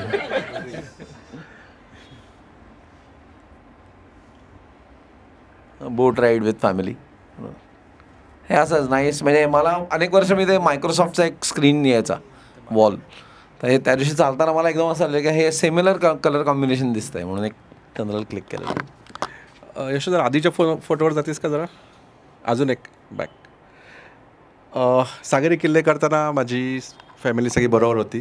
पण म्हणजे मला सांगायचं की अमोक 10वीत आहे, म्हणजे आता ते 10वी दिली त्याने. म्हणजे घरी आमचं बरंच डिबेट चालू होतं की त्याला न्यायचं का नाही. अभ्यास हा म्हणजे सगळ्यांचा पालकांचा जिव्हाळ्याचा विषय असतो, त्यात 10वीचा हे असताना. पण शेवटी दोघांनी मान्य केलं की 10वी अभ्यासाबरोबर बाकीच्याही गोष्टी खूप आवश्यक आहेत. तर त्याला हे किल्ल्यावर नेऊयात म्हणून तो मग 2 दिवस डिसेंबरमध्ये त्याने काढले आणि तो पण आला होता. म्हणजे मला आणि आत्ता तोच तिकडं आहे. म्हणजे म्हणून जी म्हणून मग सगळे विथ फॅमिली म्हणजे विथ फ्रेंड्स अँड फॅमिली हा एक प्रकार खूप चांगला वाटला की ते एकामेकांमधली ओळख वाढणं त्यांचं. म्हणजे नाही तर कसं होतं की मुलं सगळे एकत्र असतात, त्यांची फ्रेंडशिप ही असतेच. पण जेव्हा लग्न आणि त्यांच्या मॅरेजनंतर जे ॲड्स होत जातात त्यांचं कनेक्ट तेवढं असलं तर तो पण बराच फायदा होतो. म्हणजे आमच्या ग्रुपमध्ये तसे बरेच गेट टुगेदर्स असल्याने ते बरंच फरक पडतो. म्हणजे ते पण एक होतं की विथ फॅमिली आणि फ्रेंड्स असं कॉम्बिनेशन खूप चांगलं आणि एनरिचिंग वाटतं. म्हणजे एकामेकांचा एक्सपिरियन्स शेअर करणाऱ्या ह्याच्यात. नुसत्या किल्ल्यांकडे जाताना सुद्धा इतकं सुंदर आहे ना महाराष्ट्र खरं. त्यामुळे हे काही काही एकदम थांबून फोटो काढून रिफ्लेक्शन्स वरती पाण्यावरती ते पोलराईड फार मस्त येतात फोटोग्राफ्स. हे दाखवायचं म्हणजे ऍक्च्युली लांबनं दिसणारा आणि ऍक्च्युअल पोचलो असं त्यात येण्याचं आहे. पुढचा तैलवेलाच आहे. त्या सुधागडावरती असे 2 दगड आहेत, त्याच्यात मागे तैलवेला दिसतो आणि अगदी रिप्लिका एवढाच आहे छोटा. पण तुम्हाला ते दिसतं त्या ह्याच्यावर गेलेला रेकॉर्ड नाही एवढाच. हे सह्याद्री, बाकी no need to explain. Rajgad, Padmavati ते शेवटचे जे किल्ले त्याच्यातले. आता राजगडाचा आलाच आहे फोटो. तर आम्ही ठरवलं होतं की सिंहगड, राजगड, तोरणा आणि रायगड हे शेवटचे 4 ठेवायचे. कारण सुरुवात शिवनेरी होती. तर प्रयत्न खरा असा होता की 4ही एकाच स्ट्रेचमध्ये करू, पण परत ते वेळा जुळणे आणि तेवढे दिवस आणि या सगळ्या गोष्टी. मग आम्ही सिंहगड आधी केला आणि त्याला पण वर्गातले बरेच मित्र होते. आणि मग शेवटी राजगड, तोरणा आणि रायगड. म्हणजे थीम अशी होती की जो जे वांछिलं तो ते लाहो. म्हणजे इतके दिवस कसं होतं की एकच दिवस आहे, मग मला नाही रे पूर्ण नाही जमणार, मग ठीक आहे पण ह्याच्यात आम्हाला अशी कॉम्बिनेशन्स करता आली की ठीक आहे तुम्हाला काय भरपूर चालायचं आहे का, असं आम्ही दोघं तिघं होतो की ज्यांना खूप चालायचं होतं. मग ते कॉम्बिनेशन याच्यात आम्ही राजगड चढून गेलो, बालेकिल्ला वगैरे करून राजगड बघून तोरण्याला दुपारी 3-3:30पर्यंत पोचलो. तर यांना जो स्ट्रेच मारायचा होता उन्हात त्यांनी हौसेने तो मारला. ज्यांना ते करायचं नव्हतं ते शांतपणे राजगड उतरले, ते तोरण्याला आले. त्यांच्याबरोबर काही फॅमिलीज होत्या ते पण उतरून तोरण्याला आले, परत तोरणावर चढून आले, आम्ही इकडनं येऊन त्यांना भेटलो. असं करत करत ते सगळ्या प्रकारच्या आम्ही कॉम्बिनेशन्स त्याच्यामध्ये बरंच लॉजिस्टिक्स जरा हे करून आणि मग कुठल्या वाटेने खाली उतरायचं हे पण चिकार वाटा आहेत तोरण्यावरनं राजगडापर्यंत रायगडापर्यंत जाताना. खाली कोकणात कमीत कमी चालायचं आहे, फार ऊन आहे असं एक निघाल्यामुळे सगळ्यात जवळची जी वाट असेल ती म्हणून खानूच्या डिग्यावरनं पुढे बोचेगोळ जी उतरते ती ठरवली. मग तिथपर्यंत जायचं तर मग त्याचं एक लॉजिस्टिक्स म्हणून आम्हाला एक नशिबाने आपल्याच घिसरमधला एक ड्रायव्हर मिळाला होता की तो म्हणला सर मी करतो. म्हटलं ठीक आहे काय हरकत नाही. मग त्यांनी वेल्ह्यातनं आम्हाला तो विहीर नावाचं गाव आहे तिथं घेऊन गेला. तिथनं कोणाचा तरी एक टेम्पो उचलला, त्या टेम्पोमध्ये त्यांनी खाली पेंडा भरला मस्तपैकी गवताचा, त्याच्यावर चटाया टाकल्या, आम्हाला सगळ्यांना कोंबलं आणि तिथून घेऊन मग कादवे खिंडीतनं आम्ही उतरून तो खानूच्या डिग्यावर त्याची समूह बायकोचं काहीतरी मावशी वगैरे तिथं राहायची त्यामुळे तो रस्ता त्याला माहिती होता. तर तो तिथपर्यंत खानूच्या डिग्यावर ती डिगे वस्ती म्हणून आहे तिथपर्यंत आम्हाला घेऊन गेला. तो रस्ता इतका भीषण होता पण तो रात्री 11:30 वगैरे त्यांनी पोचवला आम्हाला तिथपर्यंत. त्या वस्तीवर मुक्काम केला. सकाळी उठल्यानंतर जे नेहमी लहानपणापासून पडत आलेले प्रश्न आहेत की सह्याद्रीमध्ये एवढ्या गचपणात कुठेतरी टोकावर लोक का राहतात, म्हणजे ह्याची उत्तरं खरंच म्हणजे ते एक मोठं काय मानववंशशास्त्रीय म्हणजे त्या लोकांनी त्याचा हा मुद्दा की का लोक राहतात तिथे आणि कुठली ती हे असते. कारण इझिली शक्य आहे, म्हणजे पुण्यात येऊन अगदी एखादी खोली घेऊन राहू शकतात लोक काही ना काही म्हणजे जगण्यापुरतं, पण काही लोक अजून तिथे राहतात. त्या सगळ्या ज्या काय ॲडव्हर्सिटीज आहेत त्या सगळ्याचा सामना करत तिथं राहतात. तर तशी ती एक डिगे वस्ती आहे. तिथनं मग उतरून आम्ही बोचेगोळ मस्तपैकी छान निवांत उतरणारी वाट आहे कोकणामध्ये आणि ती उतरून मग खाली हीच आणि उतरून खाली मग वारंगीला पोचलो आणि तिथून छत्री निजामपूर असं करत करत प्रयत्न आमचा खूप होता की रायगड चढून जायचा, पण ते रात्रीचा मुक्काम वगैरे अशा भानगडी आहेत बऱ्याच आणि मग तिथे बुकिंग केलं होतं त्यामुळे 5-5:30च्या आत वर पोचायलाच पाहिजे असं करत करत ते शेवटी आम्ही वर पोचलो. आणि एकूण या सगळ्याची सांगता आम्ही रायगडावर केली आणि एक जवळजवळ 17-18 जण आम्ही रायगडावर मुक्कामी होतो त्या दिवशी. तर फेलिसिटेशनबद्दल तूच सांग. मग रात्री आम्ही तिथे झोपलो रायगडावर. आता खरं सांगायचं तर रायगडावर रात्री मुक्काम करण्याला काही अर्थ आता राहिलेला नाही आहे, कारण तुम्ही रोपवेने जिथे जाता तिथं वर गेल्यानंतर त्या खोल्या आहेत तिथनं तुम्हाला बाहेर जाऊच देत नाहीत रात्री. त्यामुळे आमचे फार म्हणजे मनात मांडे घालले होते की मस्त रात्री रायगडावर हिंडू वगैरे, पण ते काय आता शक्य नाही आहे ह्याच्या पुढे. त्यामुळे तिथेच मुक्काम केला. पण पहाटे उठून मग मात्र लवकर आम्ही जगदेश्वराला गेलो, छान उपासना केली सगळ्यांनी मिळून आणि त्याच्यानंतरच्या फेलिसिटेशनबद्दल कोणीतरी सांगावं.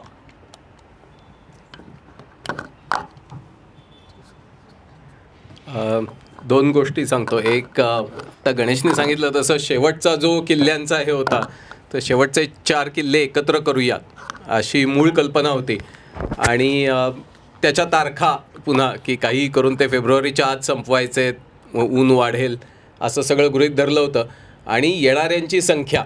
सो जसं आम्ही मगाशी म्हटलं की अनेक जणं म्हणजे आमचे कुटुंबीय जसे सामील झाले तशी माझी मुलगी पण MBBS करते तर तिने पहिल्या किल्ल्याला ते शेवटच्या 4 किल्ल्यांना येणार आहे असं असल्यामुळे मग ते कुठे जमवायचं तर तीही पूर्ण आमच्याबरोबर राजगड तोरणा रायगड आली होती. आणि गणेश म्हटला तसं आम्ही रायगडावर पोचलो तसे इतर लोक हे आमचे वर्गमित्र आणि अन्य हे आम्हाला तिथे जॉईन झाले. आम्ही पोचलो, सगळं बघितला गडावर आणि फिरलो आणि मग मात्र एक सरप्राईज कार्यक्रम हा मुख्यतः माझी बायको यशोधरा आणि विजयची बायको सरोज आणि मग उरलेल्या काय म्हणूयात कुटुंबीय यांनी एकत्र येऊन आम्ही 50 किल्ले आणि ह्याची आम्हाला अजिबात कल्पना नव्हती. It was a surprise to all of us. पण त्याची एक एकत्र आणि मग काहीतरी अनुभव आणि मग कसं झालं काय आणि मुख्य म्हणजे आम्हाला सगळ्यांना एक 50 at 50चं विशेष मेडल करून अच्छा आहे तिथे, हां. तर ते प्रत्येकाला स्वतः त्याच्या नावाचं असं एक पदक करून त्यांनी सगळ्यांना आम्हाला दिलं तिथे. आणि त्याचं एक मोमेंटोसारखा पण केला आहे, त्याची जे माहिती लिहिलेली आहे की हे कसं तुम्ही पूर्ण केलं. आणि that was a overwhelming experience की आम्ही आपले 50 किल्ले करतोय आणि आत्ता प्रत्येकानेच सांगितलं की असे सुटवांग फिरणं हे कॉलेजच्या याच्यात सोपं होतं, झालो गेलो असं. आता बायको आणि मुलं मुली यांच्या परवानगीने जायचं, त्या परवानग्या तर त्यांनी दिल्याच, पण शेवटच्या दिवशी या सगळ्याचं कौतुकही आमचं केलं आणि बर्फी, आंबा बर्फी आणि असं काय काय आम्हाला तिथे मेजवानी मिळाली. So that was overwhelming.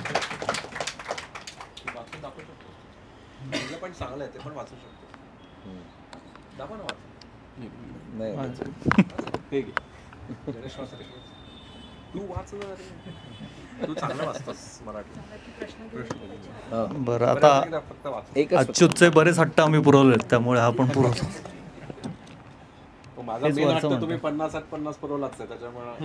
Congratulations on completing the incredible milestone of climbing 50 forts in a year. From meticulously planning the routes, exploring various forts to immersing yourself in the rich history and the admiration you all have for Shivaji Maharaj is truly commendable. Your dedication to enhancing both your physical fitness and historical knowledge showcases a rare blend of passion and perseverance. Cheers to conquering heights both in history and on the peaks. Wishing you many more adventurous climbs and successful conquering of all 370 forts by your 60th birthday. Hats off to you, Team 50-50. मी विजय म्हणला ते परत रिइटरेट करतो की खरं फार म्हणजे आम्हाला मजा आली, डेफिनेटली आली. आणि काहीतरी असं ठरवून करावं याच्यातली मजा आम्ही नक्की घेतली. होती एक वन ऑफ द अचिव्हमेंट्स. बरेच जण जे करतात त्यातली एक आहे असं नक्की म्हणतो. थोडं एक शेवटच्या मुद्द्याकडे येतो आणि सगळ्यांनी थोडं थोडं कदाचित बोलावं त्याच्यात की व्हॉट नेक्स्ट असं म्हणताना वैयक्तिक आमच्या चौघांचा ग्रुप किंवा असं ठीक आहे, पण आता याच्यातले काही जण मिलिंद बसला इथे फडके, तर खूप आता ट्रेकिंगचे वेगवेगळे ग्रुप्स आपल्या प्रबोधिनी परिवारामध्येच तयार व्हायला लागलेले. त्यातला बॅचेसमधले काही एन्थुझियास्टिक बॅचेस आहेतच की ज्या एकत्र मिळून करतायत ट्रेकिंग. पालकांचा एक ट्रेकिंगचा खूप छान गट आत्ता तयार झालेला आहे. म्हणजे आत्ताच रिसेंटली माझ्यामध्ये 50+ लोकं KTUSले होती, बरोबर मिळेल. तर काही उत्साही पालक की ज्यांनी खरंच अनुभवी आहेत त्यातले, ते ऑर्गनाईज करतायत आणि असे ट्रेक्स हे पालकांचे पण चालू आहेत. एक JP ट्रेकर्सचा पण ग्रुप, माजी विद्यार्थ्यांचा ग्रुप आहे. काही ट्रेक्स त्यांचे झालेले आहेत. मग मला असं वाटतं की आता याच्या पुढे म्हणून आपण एकत्रित एक थोडं हे अजून अर्थपूर्ण कसं होईल. म्हणजे तशी बघायला गेली तर ट्रेकिंग ही एन्जॉय करणे असेच ॲक्टिव्हिटी आहे आणि तो त्यातला पार्ट नक्कीच आहे, तो राहीलच चालू. पण याच्या जोडीला अजून काय करू शकतो असं एक जरा थोडंसं एकत्रित विचार करायला हरकत नाही. आणि मला असं वाटतं की एक अर्धा तास त्याच्या पुढे आहेच आहे. प्रश्न विचारण्यासारखे जर कोणाकडे असेल तर डेफिनेटली प्रश्न बोलूच आपण, पण तुमच्या पण कल्पना थोड्याशा मांडाव्यात असं मला वाटतंय. एक सुचलं बोलता बोलता की एखादा गड आपण दत्तक घेऊयात का, आणि मग त्याच्यावरचं काही संवर्धन. म्हणजे आता दुर्ग संवर्धन ही खूप खूप मोठा विषय आहे तसा बघायला गेलं तर. म्हणजे खरंच संवर्धन करावं का इथपासून पण मतं मांडणारी लोक आहेत. म्हणजे एक मला व्यक्ती अशी भेटली होती की ते कशाला ते त्यांनी बांधलं होतं, त्यांच्या कामासाठी बांधलं होतं, ते काळाच्या ओघात नष्ट होणार आहे, तुम्ही कशाला इंटरफिअर करताय, अशी मतं असणारी पण काही लोक आहेत. आणि एका बाजूला की नाही आपला तो एक ऐतिहासिक ठेवा आहे तो आपण जपला पाहिजे, अशी मतं मांडणारी आहेत. पण अर्थात आपण याच्यावर काहीतरी ऑफकोर्स आपल्या प्रबोधिनी पद्धतीने पूर्ण विचार करून आता थोडं डोळस हे दुर्ग संवर्धन होतं आहे, नाही असं नाही, पण काही म्हणजे उदाहरणार्थ कुठला रे वारुगडकडे म्हणजे जाताना बघवत नाही. त्यांनी स्लॅब एक कॉन्क्रीटची टाकलेली आणि त्याला भडक पिवळा रंग दिलेला आहे, जो खालनंच असं दिसत असतो. हे थोडंसं काय म्हणतात त्याला, ते त्या लोकांना जे सुचलं त्यांनी त्यांच्या पद्धतीने केलं. पण याला कुठंतरी एक थोडंसं नियमन याचं होईल का असं एक थोडासा, आणि त्याच्यात आपण काही सजग असं काही एक ग्रुप तयार करू शकू का आणि तसा पुढाकार घेऊ शकू, ही एक दिशा दिसतीये.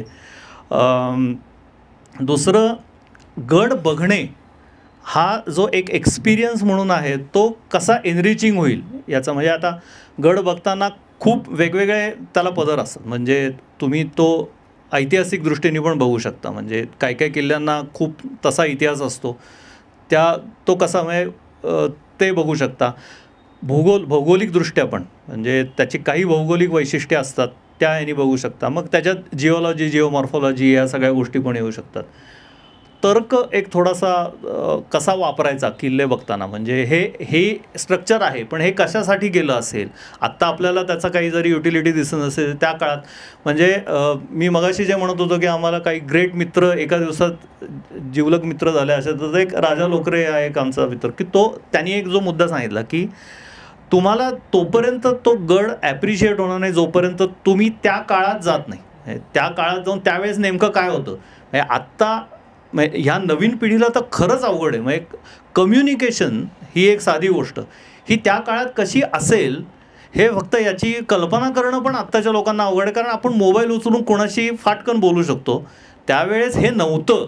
हे बेसिकली पचवून घेणं आणि मग ते कम्युनिकेशन कसं असेल आणि त्या सगळ्या संपर्काची व्यवस्था ही त्यावेळेसची कशी असेल वगैरे वगैरे असे काही तर्क लावून, जसं घाणेकरांनी त्यांच्या पुस्तकात रायगडाबद्दल लिहिलं की ती बाजारपेठ म्हणून नव्हतीच. म्हणजे घोड्यावर बसून खरेदी करण्या इतकी नड, इतकी घाई रायगडावर त्या कुठल्या लोकांना त्यावेळेस होती, असा त्यांनी जो प्रश्न मांडलेला की असे काही थोडेसे लॉजिकल प्रश्न मांडून त्या गडावरच्या स्ट्रक्चर्सची थोडीशी काय म्हणतात त्याला, त्याच्यावर चर्चा करणे, असं एक थोडंसं एनरिचिंग असं होऊ शकतं.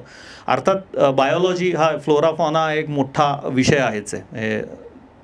सह्याद्रीत सापडणारी झाडं जसं जसं उंचीवर जातो तसे म्हणजे टोपली कारवी जशी तोरण्यावर पावसाळ्यात मस्त बघायला मिळते त्याचे पुंजके, तसं सगळीकडेच बघायला मिळतं असं नाही. तर या सगळ्या गोष्टी, मी त्यातला एक्सपर्ट नाही आहे, पण अशा एक्सपर्ट्सनी त्यात भर घालणे आणि ह्या सगळ्या किल्ल्यांभोवती उभं राहिलेलं कल्चर, या कल्चरचा पण एक मोठा अभ्यास, असे एक वेगवेगळे पदर ह्या सगळ्या एकूण ट्रेकिंग या विषयाला निघू शकतात. मला असं वाटतंय की जो थिल्लरपणा चालतो हे सगळं आपण वाचतो आणि अनुभवतो, पण जोपर्यंत आपण त्याला एक काहीतरी चांगली पॉझिटिव्ह रिप्लेसमेंट देत नाही आहे तोपर्यंत नुसतं त्या थिल्लरपणाला नावं ठेवण्यात काही पॉईंट नाही. आपल्याला काहीतरी एक चांगलं हे समोर ठेवावं लागेल की अरे याच्यात तुम्हाला जास्ती मजा येते. गणेशोत्सवात जे आपण केलं की जे काही रोंबासोंबा जो डान्स होतो त्याला आपण बर्ची नृत्याचा एक मोठा पर्याय समोर ठेवला. जसं ट्रेकिंगच्या बाबतीत पण करायला लागेल आणि ती वेळ आलेलीच आहे. कारण अक्षरशः म्हणजे काही ठिकाणी भीषण, म्हणजे माझे काही क्लाइंबर मित्र आहेत त्यांनी आर्थर सीट खालनं क्लाइंब केला, आर्थर सीट महाबळेश्वरचा इथला. तर मध्ये एक लेज आहे आर्थर सीटला आणि चांगली मोठी लेज आहे, तिथपर्यंत ते खालनं क्लाइंब करून पोचले आणि ते पोचले त्या लेजवर तेव्हा ते कमरे एवढ्या पाण्याच्या बाटल्यांमध्ये होते रिकाम्या. कारण आर्थर सीटवरनं टाकलेल्या सगळ्या बाटल्या या त्या लेजमध्ये गोळा होतात आणि मग त्यांना त्या लेजमध्ये ओढा एक तो पाण्याच्या बाटल्या, DSLR कॅमेरे आणि 100 गोष्टी. तर थोडक्यात काय की बरेच चॅलेंजेस आहेत, नाही असं नाही, पण याच्यावर आपल्याला काहीतरी आपण सगळे मिळून, हे 3 ग्रुप मला आत्ता दिसत आहेत बॅचेसनुसार वेगवेगळे असल्याने, JP ट्रेकर्स आणि पालकांचा ग्रुप. तर याच्यातल्या मोरक्यांनी जरा एकत्र येऊन एक काहीतरी चांगलं प्रबोधिनीचं ट्रेकिंग कल्चर म्हणून आपण एक पुढची दिशा ही थोडीशी आत्ता दिसली, ती एक मांडली. तुम्हाला पण काय म्हणलं? एक छोटंसं उदाहरण फक्त सांगतो की कम्युनिकेशन कसं होतं हे किल्ल्यांवरती त्यावेळेला याचं. तर अजय डमडरे आमचे जे बसले आहेत त्यांनी असंच केलं की सिंहगड, राजगड, तोरणा, लिंगाणा, रायगड याच्यावरती जर आपल्याला रायगडावरनं मेसेज पोचवायचा असेल तर फास्टेस्ट कसं करता येईल, तर त्यांनी 6 अटेम्प्ट्स केले चालत, की बालेकिल्ल्याला हात लावायचा तो दुसऱ्या बालेकिल्ल्याला जायचं. आणि असं करताना त्यांच्या 5व्या अटेम्प्टला लक्षात आलं की नाही अजून आपल्याला अजून फास्ट करता येऊ शकतं अजून. मग घोडे रूट म्हणून ट्राय केलं तर ते लॉंग पडलं खूप. म्हणजे त्यांचं रेकॉर्ड आहे 15 तास 15 मिनिटात 5 किल्ले केलेत त्यांनी आणि कम्युनिकेट करून त्यावेळेला. आणि हे साधारण 75-77 पासनं ट्रेकिंग करत आहेत आणि अजूनही अविरत करतायत. आणि त्यांच्या गायडन्सने आम्ही भरपूर आमच्या 2540च्या मध्ये आम्ही जे काही फिरलो ते त्यांच्यामुळे फिरलो आहे. तर अशा जर काही एक्सप्लोरेशन्स काही करता येत असतील आणि जर काही डेव्हलपमेंट बघता येत असतील तर त्या हिशोबाने महाराष्ट्र बघणं हा एक अजून एक अँगल असू शकतो त्यातला. म्हणजे मी वैयक्तिक पातळीवर थोडं वेगळं ठरवलं की माझा मुलगा आता लहान मुलगा 4थीत जाणार आहे आणि त्यांना महाराजांचा इतिहास आज म्हणजे ह्यावेळेस चालू होणार आहे. तर म्हटलं की इतिहासात पुस्तकातनं इतिहास शिकण्यापेक्षा म्हणजे पूर्वी जसं अविदा लेक्चर देत होते किंवा ट्रेकिंग्स बंद होतं तसं तर मी आता ॲक्च्युली त्यांच्या शाळेत प्रपोजल असं हे केलं आहे की 4थीतल्या ज्यांना कोणाला इच्छा असेल त्यांना महत्त्वाचे महाराजांच्या जीवनकाळातले महत्त्वाचे 8 किल्ले मी त्यांच्या सोयीनुसार म्हणजे शनिवार किंवा असं हे करून त्या सगळ्यांना करेन. म्हणजे इतिहास लहानपणापासून कसा शिकला पाहिजे ह्या दृष्टीने त्यात मी असं एक विचार केला आणि त्याच्या शाळेत असं ऑलरेडी म्हटलं आहे. तर ते तिथल्या पालक संघाला परवानगी वगैरे घेऊन सगळं ते पुढं होईल. पण तो मला एक असं चांगलं वाटलं की लहानपणापासूनच म्हणजे जे पुढे जाऊन ते कॉलेजमध्ये एवी तेवी कोणाबरोबर तरी ट्रेकिंगला जातीलच आणि कदाचित ते चुकीच्या रस्त्याने सुद्धा जाऊ शकतात ट्रेकिंग बघणं किंवा बाकीच्या तिलदारपणा करतात.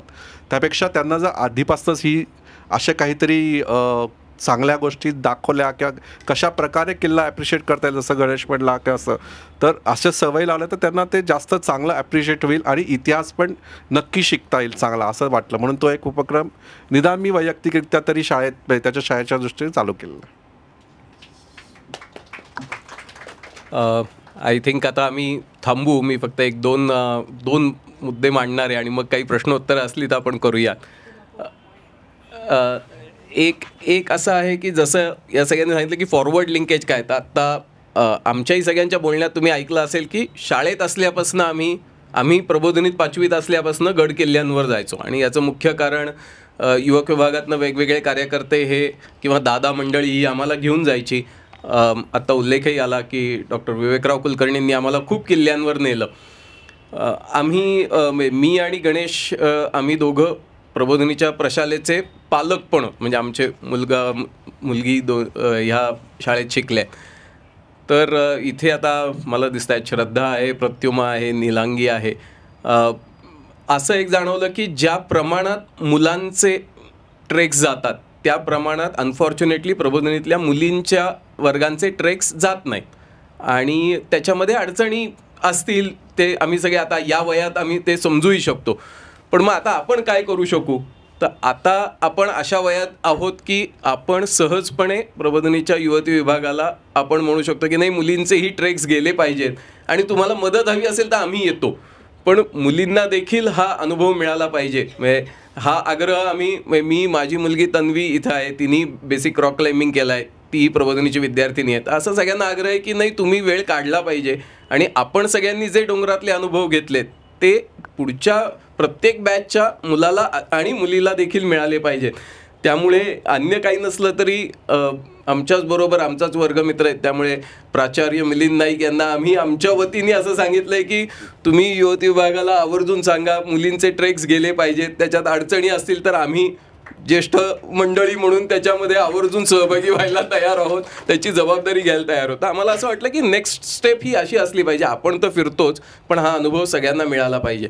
त्यामुळे तो एक वेगळा मुद्दा. अजून एक मी फक्त काही मेन्शन्स करायचे आहेत, बोलण्याच्या ओघात आली होती पण हे सगळं कशामुळे पार पडलं म्हणजे जसं क्रेडिट्स देतात तशा ह्याच्यातलं असं जाणवलं की सगळ्यांच्याच आमच्या बोलण्यात आलं की प्रबोधिनीमुळे मूलतः आम्ही सगळेजण प्रबोधिनीमुळे गडकिल्ल्यांवर 5वीपासून जायला लागलो. तो एक महत्त्वाचा होता आणि त्यात अर्थातच विवेकराव कुलकर्णींचा मोठा हे होता. दुसरे जे 2 नामोल्लेख आले त्यातले अजय डमडेरे इथे आहेत, त्यांचा विजयमुळे आमच्या सगळ्यांशी परिचय आला. पण त्यांनी जेवढे किल्ले केलेत आणि ज्या प्रकारे गड बघितला पाहिजे, कशा गड वाटा बघितल्या पाहिजेत, त्यांच्याशिवाय आज आमचे हे जे 50तले जे काही क्विक आणि वेगळे किल्ले करायचे होते ते अजयच्या मदतीशिवाय झाले नसते. राजा लोकरेचा उल्लेख झाला, ते आमच्याबरोबर 2-3 किल्ल्यांवर आले पण किल्ला कसा बघायचा असतो, इतिहास कसा असतो हे या निमित्ताने समजलं. शेवटचा जो 3 दिवसाचा ट्रेक होता म्हणजे आम्ही राजगड, तोरणा, रायगड आणि मग तो कसा करायचा, वाटा कुठल्या, त्याची लॉजिस्टिक्स काय असावं आणि गणेश म्हणला तसं नवीन तंत्रज्ञान GPX फाईल वापरून बघायची. त्याच्यामध्ये गिरीप्रेमीचा डॉक्टर सुमित मांदळे त्यांनी आम्हाला अगदी कुठे कसं काय दिसतं म्हणजे ते पाठ असतात ना वाटा तसं तुम्ही इथे गेल्या तासभरांनी तुम्हाला डावीकडे हे दिसेल असं सगळं त्यांनी सांगितलं होतं आणि ते सगळं बघत आमचा तो हे पूर्ण झाला. त्यामुळे या सगळ्यांच्या शिवाय हे झालं नसतं. हे करत असताना एक वेगळेपण म्हणजे आम्ही म्हटलं की आम्ही केले 50 किल्ले आणि त्याच्यात आपण खूप चर्चा केली पण अजून एक मुद्दा म्हणून उल्लेख करायचा आहे की हे करत असताना आम्हाला अजून एक असं एक सहकारी गट दिसला आणि त्यातले एक मेंबर इथं आलेली आहे. आम्ही 4 जणांनी 50 किल्ले केले 50शीत. आमचीच माझी आणि विजयची BMCCतली वर्गमैत्रीण international chess grandmaster Mrinalini Kunte ती आज आली आहे. तर ती आणि तिच्या 2 मैत्रिणी अशा तिघींनी पण त्यांच्या वयाचे 50शीत, कारण आम्ही सेम बॅच आहोत, त्यांनी पण आत्ता 50 किल्ले पूर्ण केलेत. म्हणजे आम्ही केले हे आहेच, पण आणि मग ते आम्ही 50 करत असताना मागे उभी राहिली आहे, तर त्यांचं पण विशेष कौतुक. कारण पुन्हा जेंडर बायस नसतो, पण तरी असं आपण सहजपणे म्हणतो की मुलांना काय सोपं असतं, मनात आलं की उठले आणि गेले. आणि खरंच आम्ही तसेच गेलो, आणि म्हणूनच आम्ही चौघांनी 4 वेळा सांगितलं पुढे आम्हालाही घरी जायचंय, की आमच्या बायकांच्या परवानगीशिवाय आम्ही जाऊ शकलो नसतो. हे जरी खरं असलं तरी त्या तिघींनी सुद्धा असे 50 किल्ले करणं 50शीच्या वयात, हे खरंच म्हणजे तेही आम्हाला हे होतं की अरे असं करतात लोक, आपण केलं यात काही विशेष नाही, खूप जण करतात, आणि आम्ही एकत्र त्यातले काही किल्ले केले, हा एक वेगळा आनंद आहे. एवढं बोलून थांबतो. आय थिंक प्रश्नोत्तर असतील तर आपण घेऊ शकू.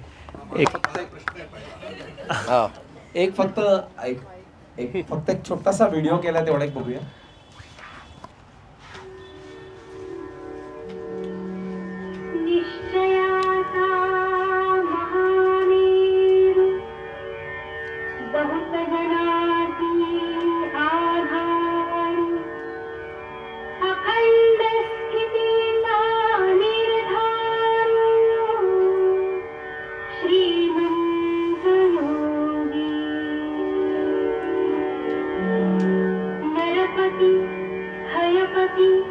गजपती गणपती भूपती जलपती पुरंदराणी शक्ती पृष्ठभागी यशवंत कीर्तिवंत सामर्थ्यवंत वरदवंत पुण्यवंत नीतिवंत जाणता राजा आचारशील विचारशील दानशील धर्मशील सर्वस्यपणे सुशील सकळाठाई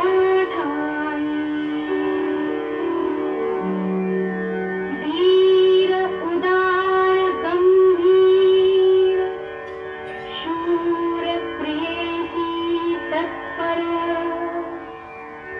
सावधपणे नृपवर तुच्छ केले देवधर्म गोब्राह्मण करावया संरक्षण हृदयस्थ सगळे प्रेरणा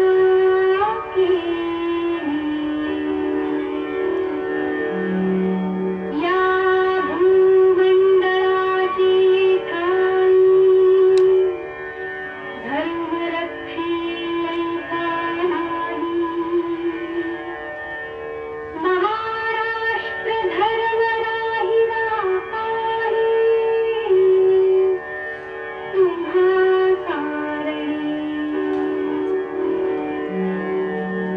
कित्येक दुष्ट जाहिला कित्येकाचे धाक सुटला कित्येकाचा आश्रय जाहला शिवकल्याण राजा शिवकल्याण राजा शिवकल्याण राजा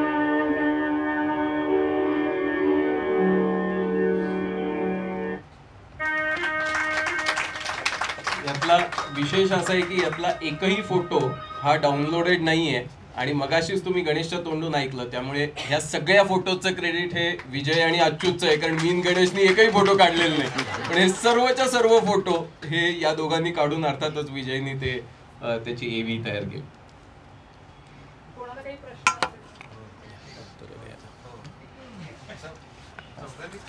सांगितलं परवानगी खरंच घेतली होती. चौघी इथे आहेत, तूच विचार. चौघी इथं आहेत आणि हा प्रश्न तू विचारल्याबद्दल आपण जरा वेगळे बाहेर भेटलो. तुला लक्षात येईल इन्सिडेंटली विनीता पण इथे आहे, त्यामुळे आम्ही पण करू, तू जे करतोस त्याला परवानगी घेतो का नाही ते. आणि post facto approval is also approval.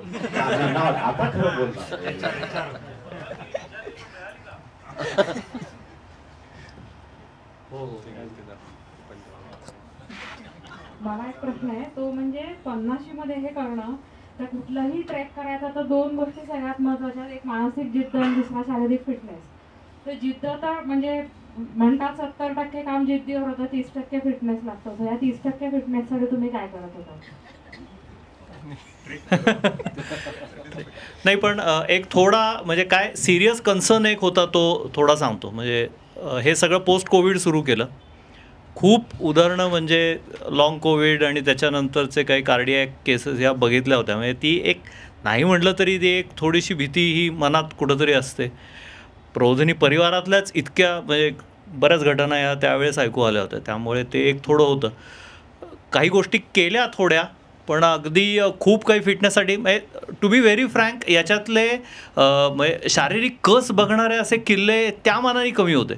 शेवटचे जे आम्ही काही केले ते तर ते एक व्हॉट नेक्स्टमधला पण तो एक मगाचा मुद्दा होता खरं, की आता थोडंसं की नेमकं काय 50 नंतर एक कुठपर्यंत ताणू शकतो आपण स्वतःला हे एक बघू. त्यामुळे फिटनेससाठी फार ग्रेट केलं नाही टू बी व्हेरी ऑनेस्ट. पण एक आहे की चौघं एकत्र होतो, त्यामुळे चल रे जाऊच पोचूच की आता थोडंच राहिलं वगैरे असं करत करत नेहमीच्या आपल्या पद्धतीने हे केलं. अजून साधारण एका लेवलला गेलं की परत नाही येता येत. त्यामुळे काही झालं तरी जायचंच, एवढंच आम्ही फॉलो केलं. नमस्कार. एक प्रश्न असा आहे की तुम्ही जेवढे किल्ले फिरला आहात आता या 50 मध्ये, त्यातले असे कुठले आहेत का की जिथे तुम्ही सांगाल की आवर्जून जा, आणि तेही या कारणासाठी की आपल्यासारखे लोक जर गेले नाही तर तिथला जो मूळ निवासी आहे तो तिथनं स्थलांतरित होईल आणि मे बी त्या जागेची देखभाल होणार नाही? काही किल्ले डेफिनेटली फॉर्टिफिकेशन इतकं सुंदर आहे, फक्त ते दुर्लक्षित आहेत एवढं नक्की. तळागड, घोसाळगड वगैरे जे किल्ले आहेत, घोसाळगड एकदम भरपूर फॉर्टिफिकेशन आहे, पण सगळी पडझड झाली आहे आणि लोक येत नाहीत. काय होतं, एक 20-25 किल्ले सोडले तर बाकीच्या किल्ल्यांना लोक जात नाहीत, त्यामुळे तिथे रोजगार नाही, काहीच होत नाही. तर असे काही काही किल्ले डेफिनेटली आहेत. जसं मी म्हटलं कमळगड हा थोडासा रिमोट आहे, पण त्याची जी काव्याची विहीर आहे ती महाराष्ट्रात बाकी कुठेही नाही आहे. त्यामुळे ते बघण्यासारख्या ज्या जागा आहेत किंवा तिथनं दिसणारे जे बाकीचे किल्ले, टोपोग्राफी आहे ही बघण्यासारखी आहे. आणि एम्प्लॉयमेंटची किंवा तिथल्या लोकल स्थानिक लोकांची जर म्हणलात तर बऱ्याच ठिकाणी आता मोबाईलमुळे याच्यामुळे काय झालं आहे, हॉटेल उघडणं, नंतर वडाप चालू करणं, आणि तिथल्या गावातल्या लोकांना जर तुम्ही एखादं हे सांगितलं की असं असं आमची गाडी येणार आहे, पोचवणार आहे, तर ते आवर्जून येऊन तेवढे जर पैसे त्यांना मिळत असतील तर डेफिनेटली करावेत. काही काही किल्ले बघण्यासाठी, म्हणजे जसा हडसरचा पण किल्ला एक होता, तो इतका अप्रतिम आहे की त्याच्यावरती पोचल्यानंतर ज्या दरवाजात आम्ही बसलो तिथेच त्यांनी पहिले शंख वाजवला की म्हटलं यार हे स्ट्रक्चर जे दिसतं हेच इतकं भारी आहे, आपण ज्याने दुसऱ्या बाजूने जे आम्ही उतरलो, अजून एक वाट पुढची करत एका शेताडात आम्ही आलो. ते जोक नाही सांगत आहे, पण अजूनसुद्धा त्या टी शर्टमध्ये काटे अडकलेले आहेत माझ्या, की ते अजूनही कुठेतरी एखादा टोचतो आणि निघतो, पण मग त्याची आठवण येते तिथली. तर ह्या घाटवाटाच्या या वाटा आहेत, ह्या जर टिकवायच्या असतील तर जास्तीत जास्त लोकांनी तिथे जाणं पण महत्त्वाचं आहे असं मला वाटतं. तुझा रोग खरं तर कळला मला प्रश्नाचा. विजयनी त्याचं बरंचसं उत्तर दिलं. पण हो, काही ठिकाणी रिस्क आहेत. फार काय आम्हाला ग्रेट जाणवलं नाही, पण चंदनवंदनसारख्या ठिकाणी की क्लेम करून थोड्याशा गोष्टी, जे रायगडावर पण जो मध्यंतरी प्रयत्न झाला, आपण जायला पाहिजे आवर्जून डेफिनेटली. या आपण फक्त गेलो तरी या गोष्टी बऱ्याचशा आटोक्यात येतील असं वाटतंय. फार ग्रेट थ्रेट आहे, मोठी चळवळ उभी केली पाहिजे एवढं काही नाही आहे, पण गेलं पाहिजे एवढं मात्र नक्की. चंदनवर ते नक्की जाणार रस्ता, चंदनवर ते जाणवलं आम्हाला थोडंसं. त्यामुळे आपण जात राहणे आणि आपला प्रेझेन्स तिथं दाखवत राहणे आणि ह्याच गोष्टी महत्त्वाच्या. एका जर ते लिमिटच्या पुढे जायला लागलं तर ऑफकोर्स लोक प्रयत्न करतातच. सगळीकडे त्यांना वहिवाटीचा हक्क तो प्रस्थापित करायलाच पाहिजे. अनिल रावांना फार चांगला उपक्रम केला राव साहेबांनी. तर आता याच्यावर आधारित किंवा आणखी याच्या माध्यमातून एखादं पुस्तक लिहा की म्हणजे काय तसं मराठीमध्ये वसंत वसंत लिहून आहे किंवा प्रके गाणेकर, गोनी दांडेकर त्यांची अनेक पुस्तकं कॉम्प्रिहेन्सिव्ह गाईड म्हणता येते, तर तशी मराठीत नाही आहे. जी आहेत ती एचकेनचं ट्रेकिंग द सह्याद्री किंवा आपलेच माजी विद्यार्थी मनोज नरवणेंचं फोर्ट्स इन महाराष्ट्र हे अजून इंग्रजीतच आहे. तर आपण काही मराठीत हिंदीत जर केलं तर ज्ञानप्रबोधिनी इथे छापू शकते, गंगोत्रीसारखे लोक हातभार लावू शकतात. गंगोत्रीने हातभार लावला आपण छापू. म्हणायचं असं आहे की 50 at 50 असे करायची इच्छा असलेले नंतरचे जे आहेत ना 50ला येणारे त्यांनाही प्रेरणा मिळेल. एक इन्फॉर्मली सुरू केलेल्या गोष्टी आहेतच की युवक विभागामधले जे काही ट्रेक्स जातात त्याचे बरेचसे म्हणजे 70-80% ट्रेक्सचे तर फोन येतातच आम्हाला कोणाला तरी, आणि मग काय करू नेमकं असं. एक जसा भटकंती कट्टा चालतो सगळ्यांना माहिती असेल, त्याच धर्तीवर एक ट्रेकिंगचा कट्टा दर महिन्याचा सुरू करूयात का, की ज्याच्यातनं पण नरेंद्र तुझी आयडिया पुस्तकाची खूप लोक आहेत रे की ज्यांना खूप जास्त माहिती आहे आमच्यापेक्षा, आणि पण मग वेगळं काय करू शकू तर हे डेफिनेटली करू शकू की एक कट्टा आपण कदाचित महिन्याला जर ऑर्गनाईज करू शकलो की शेअरिंग फक्त, की कोणी जर काही वेगळ्या किल्ल्यावर जाऊन आलं असेल तर त्यांनी हे करणं, आणि म्हटलं जसं की एखादा गड म्हणजे काहीतरी कृती ही जास्ती करूयात. डॉक्युमेंटेशन खरंच इझिली अवेलेबल आहे. हां, अर्थात त्या सगळ्या रिसोर्सेसचं एका ठिकाणी जर आपण कुठे कंपायलेशन करू शकलो तर ते मगाशी विजय म्हटला तसा ट्रेक क्षितिज हे मी गेली एक 10-12 वर्ष कदाचित जास्तीच मी ते वापरतो आहे. सुंदर सगळं डॉक्युमेंटेशन आहे. सांगाती सह्याद्रीचा आता ते आउट ऑफ प्रिंट गेलं आहे. अशा सगळ्या रिसोर्सेसचं जर कंपायलेशन केलं, एखादं छोटं ग्रंथालय वगैरे पण सुरू करू. आपल्याकडे आधी होतंच माझ्यामध्ये नंदुबागे स्मृती ग्रंथालय, तर तेच कदाचित वाढवून असं एक गिरीप्रेमीकडे आता ते आपण हँडओव्हर केलं सगळं. तर आहेतच काही गोष्टी, पण करूयात, डेफिनेटली करूयात. आम्हाला एक 2 योगायोग आणि चांगले योगायोग असे होते की आम्ही बाबासाहेब पुरंदरांबरोबर रायगड चढलो होतो आणि तिथल्या कार्यक्रमाला होतो, आणि एका याला गोनी दांडेकर आमच्याबरोबर होते. आता ती हे तुम्ही पुढे चालवायला हरकत नाही. म्हणजे तशी माहिती मिळणं आणि त्यांच्याबरोबर गड बघणं हे फार एक अद्वितीय असतं. ते करूया एक्सपर्ट्स घेऊन चांगली आहे. तरी आधीची असली तरी तुमचे अनुभव दिले तर ते उपयोगी नक्कीच पडतील. आणि प्रश्न मला एक असा विचारायचा की साधारण ॲव्हरेज एक गड चढायला तुम्हाला किती वेळ लागतो? म्हणजे सोपा गड चढायला कमीत कमी एवढा आणि अवघड चढायला जास्तीत जास्त बरं, मी स्टॅटिस्टिकली माहीत नाही, पण मी एवढं सांगू शकतो की मी तोरणा खालनं वर 1 तास 25 मिनिटात पोचलो होतो. म्हणजे तोरणाची पूर्ण बेड म्हणजे पार्किंग जिथं आत्ता झालं तिथपासनं वरपर्यंत. त्यामुळं हे ॲव्हरेज 1-1.5 तासाला आपण किल्ल्यावर जातो, आणि मोठा किल्ला असेल तर 2.5-3 तास लागतात. सुधागडला सगळ्यात जास्त वेळ लागला आम्हाला, कारण तसा तो गड पण मोठा आहे, पसारा पण आहे, चढाई किती आहे त्याच्यावरती. पण आय थिंक एखाद्याला याला 1.5 तास लागत असेल, मला साधारण 1.25-2 तास लागत आहे. 20-25 मिनिटाचा फरक मॅक्सिमम पडू शकतो, त्याच्यामुळे जास्त नाही. चहा आणि मिसळीमुळे आम्ही मध्ये रोहिडा किल्ल्याचा ट्रेक केला होता. तो गड आहे किल्ल्याचा. त्यामुळे वेगळी गोष्ट दिसली की शिवमुद्रा ग्रुपने तिथे चुन्याचा घाणा असतो त्याच्या शेजारी त्यांनी एक सोलरवरती असं एक ऑडिओ क्लिप लावून ठेवलेली तिथे, की ती इंग्लिश आणि मराठीमध्ये एक 10-10 मिनिटं चालत राहते. तर ही खूप चांगली कन्सेप्ट वाटली. पण असे तुम्हाला कुठे काही दिसलेत का? आणि दुसरं असं की आम्ही जेव्हा येतो परत तेव्हा असं झालं की बाबा आपण पालक किल्ले करतो जसं तुम्ही बोललात किंवा एकत्र आपलं काही करता येईल का, तर ते नक्कीच आपल्याला पाहिलं पाहिजे. कारण संवर्धन करायचं म्हणजे करायला तर खूपच जास्त आहे. म्हणजे आपण करायचं म्हटलं तर पण थोडं आपण जर काही सुरू केलं तर आपण नक्कीच ते करू शकतो. डेफिनेटली खूप म्हणजे ही तर हायटेक थोडीशी, पण अगदी साधी गोष्ट सांगतो. म्हणजे मी पूर्वी आम्ही जेव्हा शाळेत असताना राजगडाच्या बालेकिल्ल्यावर जायचो तेव्हा वरचा जो राजवाडा आहे त्याच्या शेजारी एक असा फक्त काय म्हणतात त्याला एक खांब असा होता, आणि त्याला पाईप्स वेगवेगळे लावलेले होते. आणि ते डिरेक्शनमध्ये असे लावले होते की त्या पाईपावर आणि किल्ल्यांची नावं होती. फक्त त्या पाईपांना बघितलं की समोर तुम्हाला किल्ला दिसतात. इतकी साधी गोष्ट आहे, म्हणजे काही हाय वंडा टेक्नॉलॉजी नाही आहे. पण ज्या माणसाला वर किल्ल्यावर गेल्यानंतर कुठले किल्ले दिसतात हे माहीत नाही आहे, त्याला फक्त एवढं जरी करून ठेवलं ना आपण की ह्या पाईपातनं तू बघितलास की तुला समोर लांब तुंग दिसेल किंवा इकडं हे दिसेल ते दिसेल, एवढ्या साध्या गोष्टी पण करता येणं शक्य आहे. त्यामुळे नक्कीच ठरवू आपण काहीतरी, आणि कल्पना चिकार निघतील. आपल्याकडे कल्पनांना तोटा नसतो.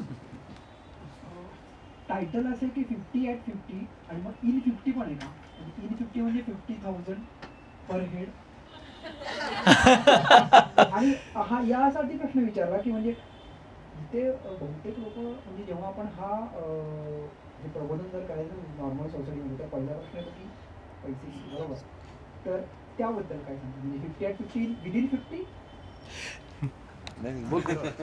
त्याला एक खरं थंब रूल ॲज नाही आहे. आता माईक माझ्याकडेच आहे म्हणून मी बोलतो, बाकी कोणी सांगेल अदरवाईज. ते तुम्हाला एक ट्रेक हा 200 रुपयात पण करता येतो आणि 2000 रुपयात पण करता येतो. It depends. म्हणजे जर तुम्हाला खरंच घाई आहे आणि पब्लिक ट्रान्सपोर्ट वापरून काही गोष्टी केल्या, मोठा ग्रुप असेल तर तो खर्च कमी होऊ शकतो.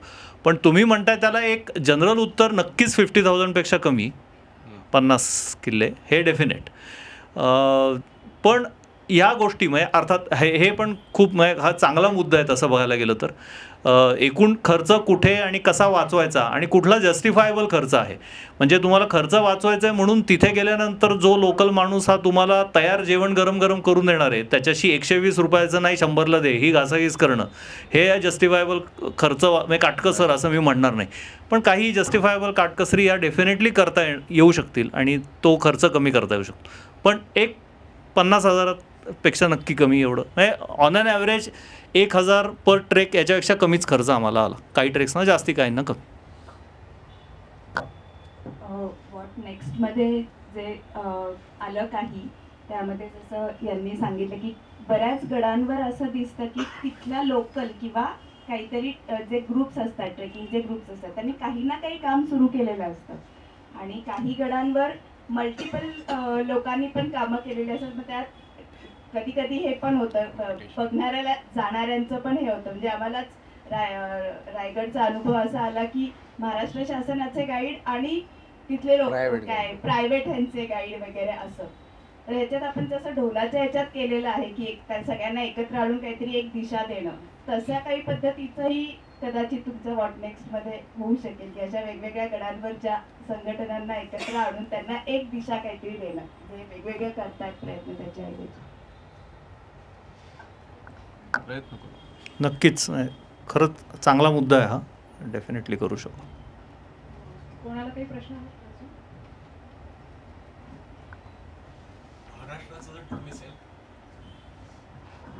महाराष्ट्राचं जर डोमेसाईल सर्टिफिकेट जर कोणी मागितलं तर हा गड किल्ला आहेच का, तर असा तो किल्ला केलाय का आपण? राजगड म्हणताय का तुम्ही?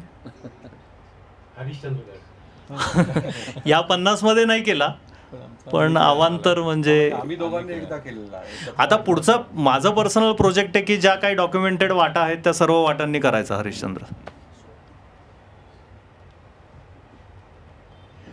पण आम्ही सगळ्यांनी हरिश्चंद्र 2-3दा प्रत्येकाने केलेला आहे.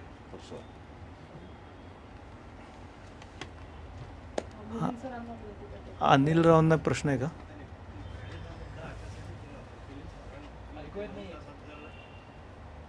किल्ला चढून होत असेल तर बऱ्याच जणांना असं असतं की अरे किती वेळ लागेल, तर एका दिवसात हे किल्ले बऱ्यापैकी होऊ शकतात. तेव्हा बऱ्याच जणांनी ती स्फूर्ती घेऊन करायला हरकत नाही.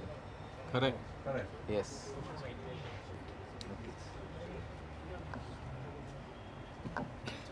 दोघं भांडतायत. कोण जास्त वाईट बोलणारे असं ठरवलं का? बाकीचं कोण जास्त वाईट बोलणारे नाही, बाकीचा तो बोलणार. मला फक्त एक इनपुट द्यायचा आहे. जेपीएफचा एक छोटा इनपुट आहे. जेपीएफचा प्रोजेक्ट चालू आहे फोर्ट्स इन महाराष्ट्र असा काही, तर त्यांच्याकडे आता बराच डेटा ते कलेक्ट करतात. आता मध्ये आय थिंक अजितरावांनी लिंक टाकली होती, मृदुला माने म्हणून आहेत कन्झर्वेशन टाकले, त्यांच्याशी काहीतरी एक सेमिनार वगैरे झाला होता. माहित नाही, करूया. अजून एक आपला माझे विद्यार्थी आहे श्याम हजारे म्हणून, तो आता भंडारदऱ्याच्या आसपासचं एकूण हे त्याच्यावर फार चांगलं करतो. आणि एकूण लेण्या आणि म्हणजे तो आर्किटेक्ट आहे, त्याला एकूण कातळ या गोष्टीमध्ये विशेष इंटरेस्ट आहे. त्यामुळे अशा आपल्याला छोटे छोटे पण सापडतील. पण JPFचं एक नक्की जोडून देऊ आपण. तुम्ही चौघांनी मिळून व्हॉट नेक्स्ट मध्ये हे घेऊ शकता की पालक किल्ले भ्रमंती आणि JP ट्रेकर्स असं एकत्र येऊन काहीतरी सुरू करू शकतो. वेगवेगळ्या प्रकारची आपण निवेदन आता ऐकली. प्रबोधिनीने गणेशोत्सवाच्या मध्ये एक मोठं परिवर्तन घडवून दाखवलं.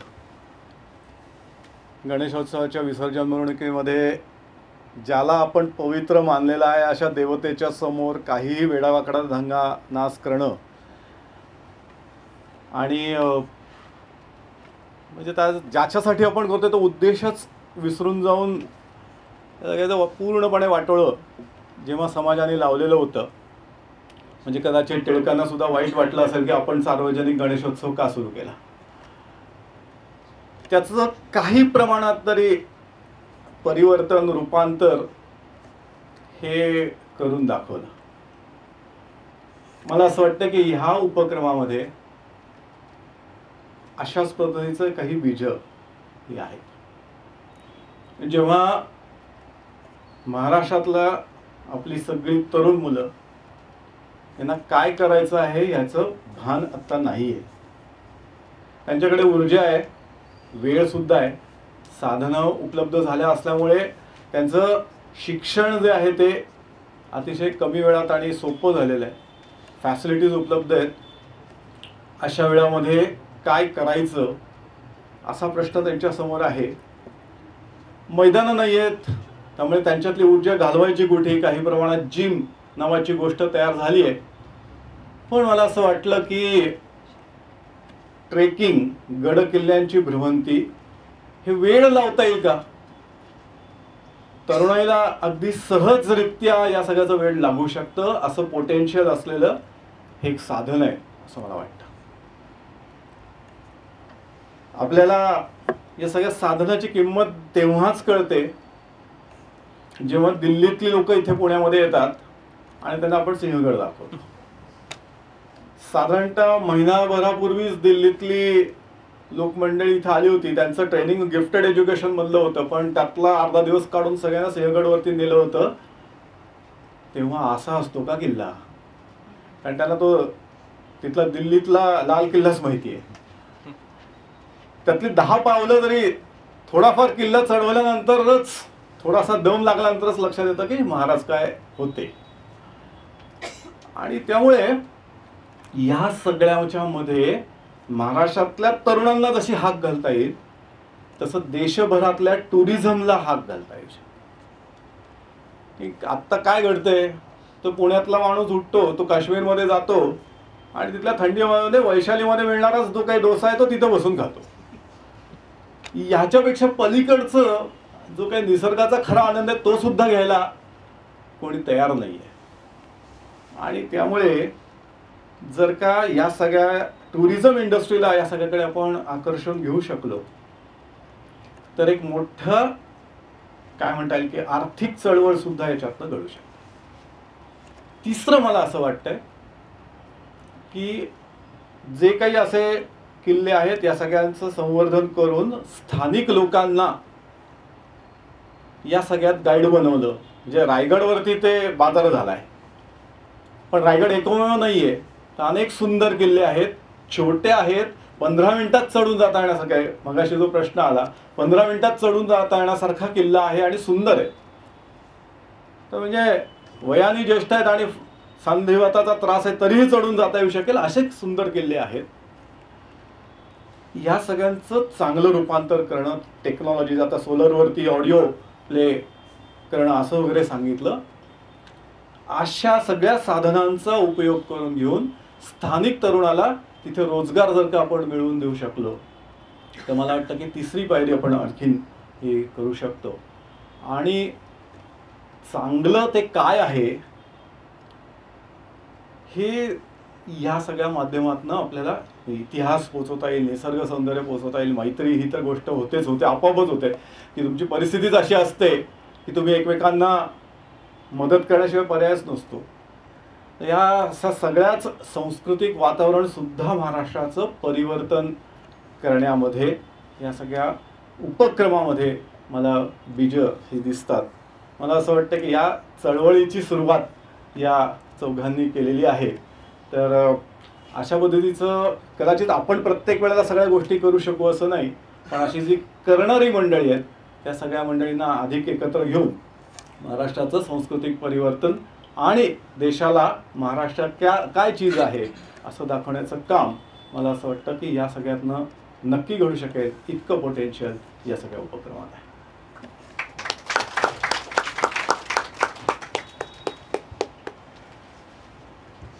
धन्यवाद मिलिंदराव.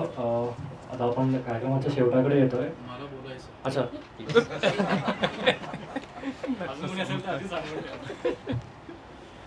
कार्यक्रमाच्या शेवटाकडे येतोय तर त्याच्या आधी मला असं वाटलं की या इथं बसलेले सगळेजण आपण आहोत, या सगळ्यांच्या वतीनं काहीतरी कौतुक करणारं आपण यांच्या या चौघांविषयी बोललंच पाहिजे.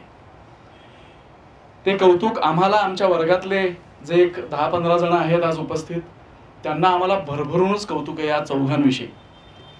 पण मला असं वाटतं आज इथे आता जमलेले जे कुणी आहेत त्या सर्वांनाही त्यांच्या त्यांच्या मनामध्ये या चौघांविषयी कौतुक नक्की निर्माण झालं असेल. मर्ढेकर एका कवितेत म्हणतात की हे वय 40 नंतरचं वय हे कसं असतं, तर उन्हाळ नाड्या होतील संथ, उन्हाळ नाड्या होतील संथ, मनोरथांचे थकतील ताबूत. याला विरोध करणारं असं काहीतरी वर्तन, अशी काहीतरी मोहीम या चौघांनी या मागच्या 8 वर्षामध्ये केलेली आहे.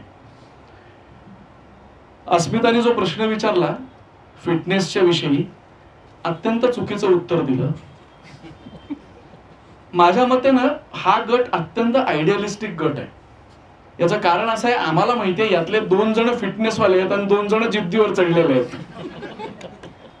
विजय आणि अच्युत हे केवळ जिद्दीनं चढणारे आहेत, पण म्हणून ते फिट नाही आहेत असं नाही, नक्कीच नाही. कारण मी पाहिलेलं आहे, म्हणजे मला चॅलेंज करूच नका, मी यांच्या आसपासही नाहीये, पण मला ते माहिती आहे. त्यामुळे मला असं वाटतं ना, ॲट द एज ऑफ 50 तुमच्याकडे फिटनेस आणि जिद्द याचं कॉम्बिनेशन तुम्ही ठरवायचं असतं. आणि तुम्हाला आतमध्ये माहिती असतं की आपण नाही आहोत फिट, पण आपण इथे फिट आहोत आणि आपण इथे फिट आहोत. आणि म्हणून आम्हाला सर्वांनाच या चौघांचंही कौतुक वाटतं. त्याचबरोबरीनं ना सतत अच्युतच्या विषयी बोललं गेलं हां, की तो सारखे फोटो काढत होता. अच्युत, मी तुझ्या बाजूनी आहे, कारण कुसुमाग्रजांनी ना एका कवितेत असं म्हणलंय, मला प्रांत पाहता येत नाही देशाशिवाय. मला प्रांत पाहता येत नाही देशाशिवाय, देश पाहता येत नाही पृथ्वीशिवाय, पृथ्वी पाहता येत नाही विश्वाशिवाय, आणि विश्व पाहता येत नाही माझ्याशिवाय. तस्मात शिवाय नमः. त्यांनी फार छान श्लेष केलाय. त्यामुळे तू कुठेही जाशील ना, आणि जरी फोटो काढलेस आणि यांनी जरी तुला इन्फिरियरिटी दिली ना, तरी थांबू नकोस अजिबात. कारण त्याचं डॉक्युमेंटेशन होणं तुझ्यामुळे ते झालेलं आहे, विजयमुळे झालेलं आहे, आणि याचं खरंच आम्हाला सर्वांना कौतुक आहे. मला अजून एक छान असं वाटतं ना, की आत्ता आमच्या बरोबरचे जे बाकीचे म्हणजे प्रबोधिनीत नसलेली जी आमची मित्रमंडळी आहेत, त्यांना जर विचारलं ना की आता बाबा तुम्ही कुठे जाता, तर पटकन जी ठिकाणं कानावरती येतात ती येतात Dubai, Singapore, Thailand, Phuket, Cambodia. जावं. पण मला फार कौतुक या चौघांचं असं वाटलं की या चौघांनाही हे सगळं करता आलं असतं. अजिबातच त्यांच्याकडे 50,000चं लिमिटेशन नव्हतं. या चौघांनाही हे प्रत्येक ठिकाण या 50व्या वर्षात करता आलं असतं, पण त्यांचा चॉईस हा असा होता की नाही, आम्हाला निसर्गात जायचंय, आम्हाला पुन्हा ती चॅलेंजेस अनुभवायची आहेत. आम्हाला पुन्हा आमचा फिटनेस आहे की नाही बघायचं आहे, दोन्ही शारीरिक बघायचं आहे, मनाचा बघायचा आहे. आणि आम्हाला तिथं जे काही असेल ना त्या सगळ्या आव्हानांना सामोरं जायचं आहे. किंबहुना या वयात ज्या वेळेला आता मी पण त्यांच्याच वयाचा आहे, त्यामुळे मला स्वतःचं आत्मपरीक्षण केल्यानंतर जाणवतं की आता आपण कम्फर्ट्सकडे जायला लागतो. आता आपल्याला छान सोपं सोफा सेटवरती बसून रिमोट उजवीकडेच माझ्या हातात असला पाहिजे, या अवस्थेला पोचलेलो असताना या चौघांना असं वाटतं की बॉस हे काही नको आहे आम्हाला. कम्फर्ट्स नसले तरी चालतील, रात्री मला दगडावरती झोपायला लागलं तरी चालेल, रात्रीचं अन्न नाही मिळालं तिथं चहा करायला लागला, हे सगळं मुळात मेंटली स्वीकारता येणं वॉज द बिगेस्ट चॅलेंज. आणि हे 2 किल्ल्यांसाठी स्वीकारणं हे सोपं आहे. मृणालिनी तुझं पण खरंच कौतुक आहे की तू आणि तुझ्या मैत्रिणींनी मिळून 50 किल्ले केलेत या सगळ्या ह्याच्यात. हे 2 किल्ल्यांसाठी करणं ठीक आहे, 5 किल्ल्यांसाठी करता येणं ठीक आहे, पण 50 किल्ले हे करता येणं हे खरोखर इट्स अ मॅमॅथ टास्क. आणि त्याच्यामुळे आपण सर्वजण एकदा प्लीज जोरदार टाळ्या वाजवून यांचं कौतुक करू.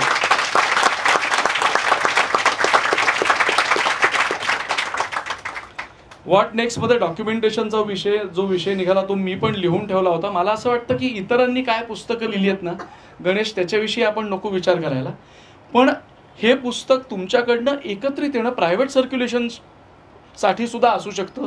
ते बाहेर नको आपण विकायला किंवा ठेवायला, पण प्रायव्हेट सर्क्युलेशनमध्ये ते जाणं, घरोघरी जाणं हे मला जास्त महत्त्वाचं वाटतं.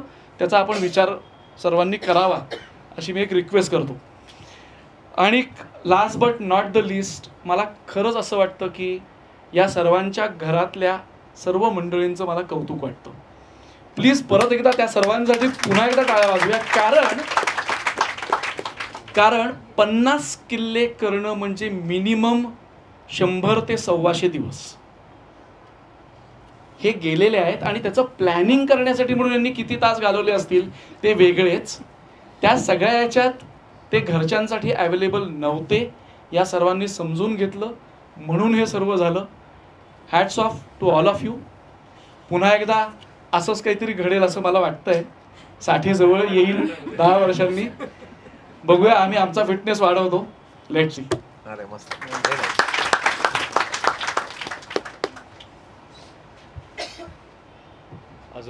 अजून कोणाला काही व्यक्त करायचं?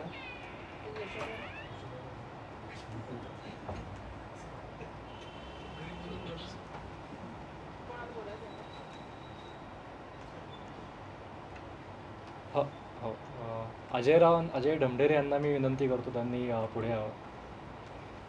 मी पियुष 2006 प्रशालेचा माजी विद्यार्थी. सचिन दादा आणि गणेश दादाबरोबर तर भरपूर अनुभव त्यांचं मार्गदर्शन योग विभागाच्या कामामध्ये पण घेतलं होतं. गडकिल्ल्यांची पण आठवण त्यानिमित्ताने पुन्हा एकदा झाली. हडसर वगैरेचे ते सगळे सीन आठवले मला. चौघांनाही अतिशय धन्यवाद. तुमच्यामधून प्रेरणा घेऊन आता आम्ही पण हळूहळू वेळ आहे आम्हाला अजून 50ला, पण मानस आहे माझे विद्यार्थी, माझा सहकारी, तर काहीतरी आम्ही असंही काहीतरी करूया. या सगळ्यांचा सत्कार किंवा म्हणजे आपलेच आहेत हे सगळे मित्र. सो आपल्याकडून JPP कडून छोटीशी भेट म्हणून आम्ही अजयरावांच्या हस्ते चौघांना देण्याची विनंती करतो. प्लीज तुम्ही 150 करा. चालेल. मानस सांगितल्यावर करा.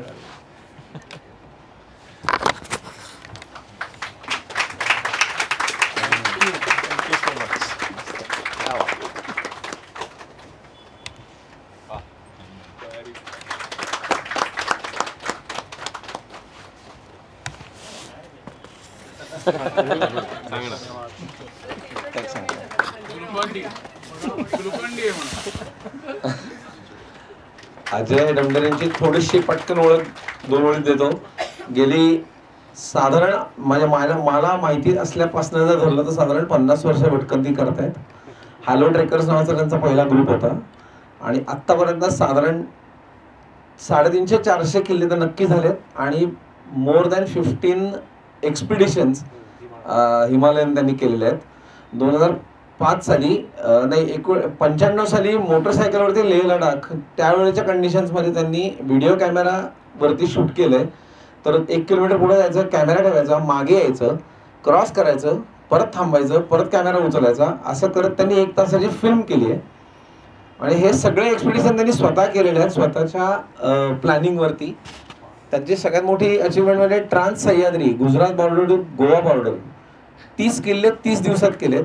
त्यावेळेला जेव्हा मोबाईल नव्हते आणि त्यांच्या घरच्यांचा सपोर्ट असा की वडील त्यांचे मनी ऑर्डर करायचे, त्यांची तारीख ठरलेली होती. इतिहास संशोधक मंडळातनं आणि कुठून फोटो जिंको प्रेसमधनं वगैरे त्यांनी मॅप्स गोळा करून तिथनं गावांची नावं शोधली होती. त्याच्यावरनं त्याचे प्रिंटआउट्स बरोबर ठेवून त्यांनी चालत सगळे किल्ले केलेत. आणि त्यांना हे माहिती असं की 16व्या दिवशी मी या गावात आहे, तर वडील त्यांचे 10व्या दिवशी मनी ऑर्डर करायचे, त्या पोस्टात जाऊन घ्यायचे आणि पुढचा प्रवास करायचे. या बॅकग्राऊंडने आलेला हा माणूस आहे आणि आम्ही तर त्याला तेंडुलकरच म्हणतो ट्रेकिंगमधला. आणि म्हणजे आदर्शच, म्हणजे सगळ्या कुठल्याही बाबतीत कधीही फोन करा. आणि अजूनही म्हणजे कॉस्मॉस बँकमध्ये होते, रिटायर झालेत आणि आता फक्त ट्रेकिंग हाच एक मुद्दा महत्त्वाचा घेऊन त्याच्यावरती अजूनही एक्सपिडिशन करतात. आत्ता गेल्या वर्षी सुद्धा लेह लडाख मोटरसायकलिंग करून आलेत, साधारण 3500 किलोमीटरचं. स्वतःची गाडी इथनं ट्रान्सपोर्ट करून MH12 त्या रोडला दिसली पाहिजे हे डोक्यात घेऊन त्यांनी केलेलं आहे. तर ह्या सगळ्या ही इन्स्पिरेशन्स आहेत ॲक्च्युली की का आम्ही पण हे करू शकलो. मग मी या लोकांना इंट्रोड्यूस केल्यानंतर म्हणले की नाही आता यांच्यावर आपल्याला ट्रेक करायचे आहेत पुढचे, तर त्यांच्याबरोबर ट्रेक करायचे असतील तर आम्हाला जॉईन करा. एवढंच एक आवाज. Thank you Ajay, thank you so much. मी खूपच 4च गोष्टी सांगितल्या, तशा 400 गोष्टी आहेत. अमितने एक छोटा उल्लेख केला, तर मी त्याला सांगणारच होतो व्हॉट नेक्स्ट 60 at 60.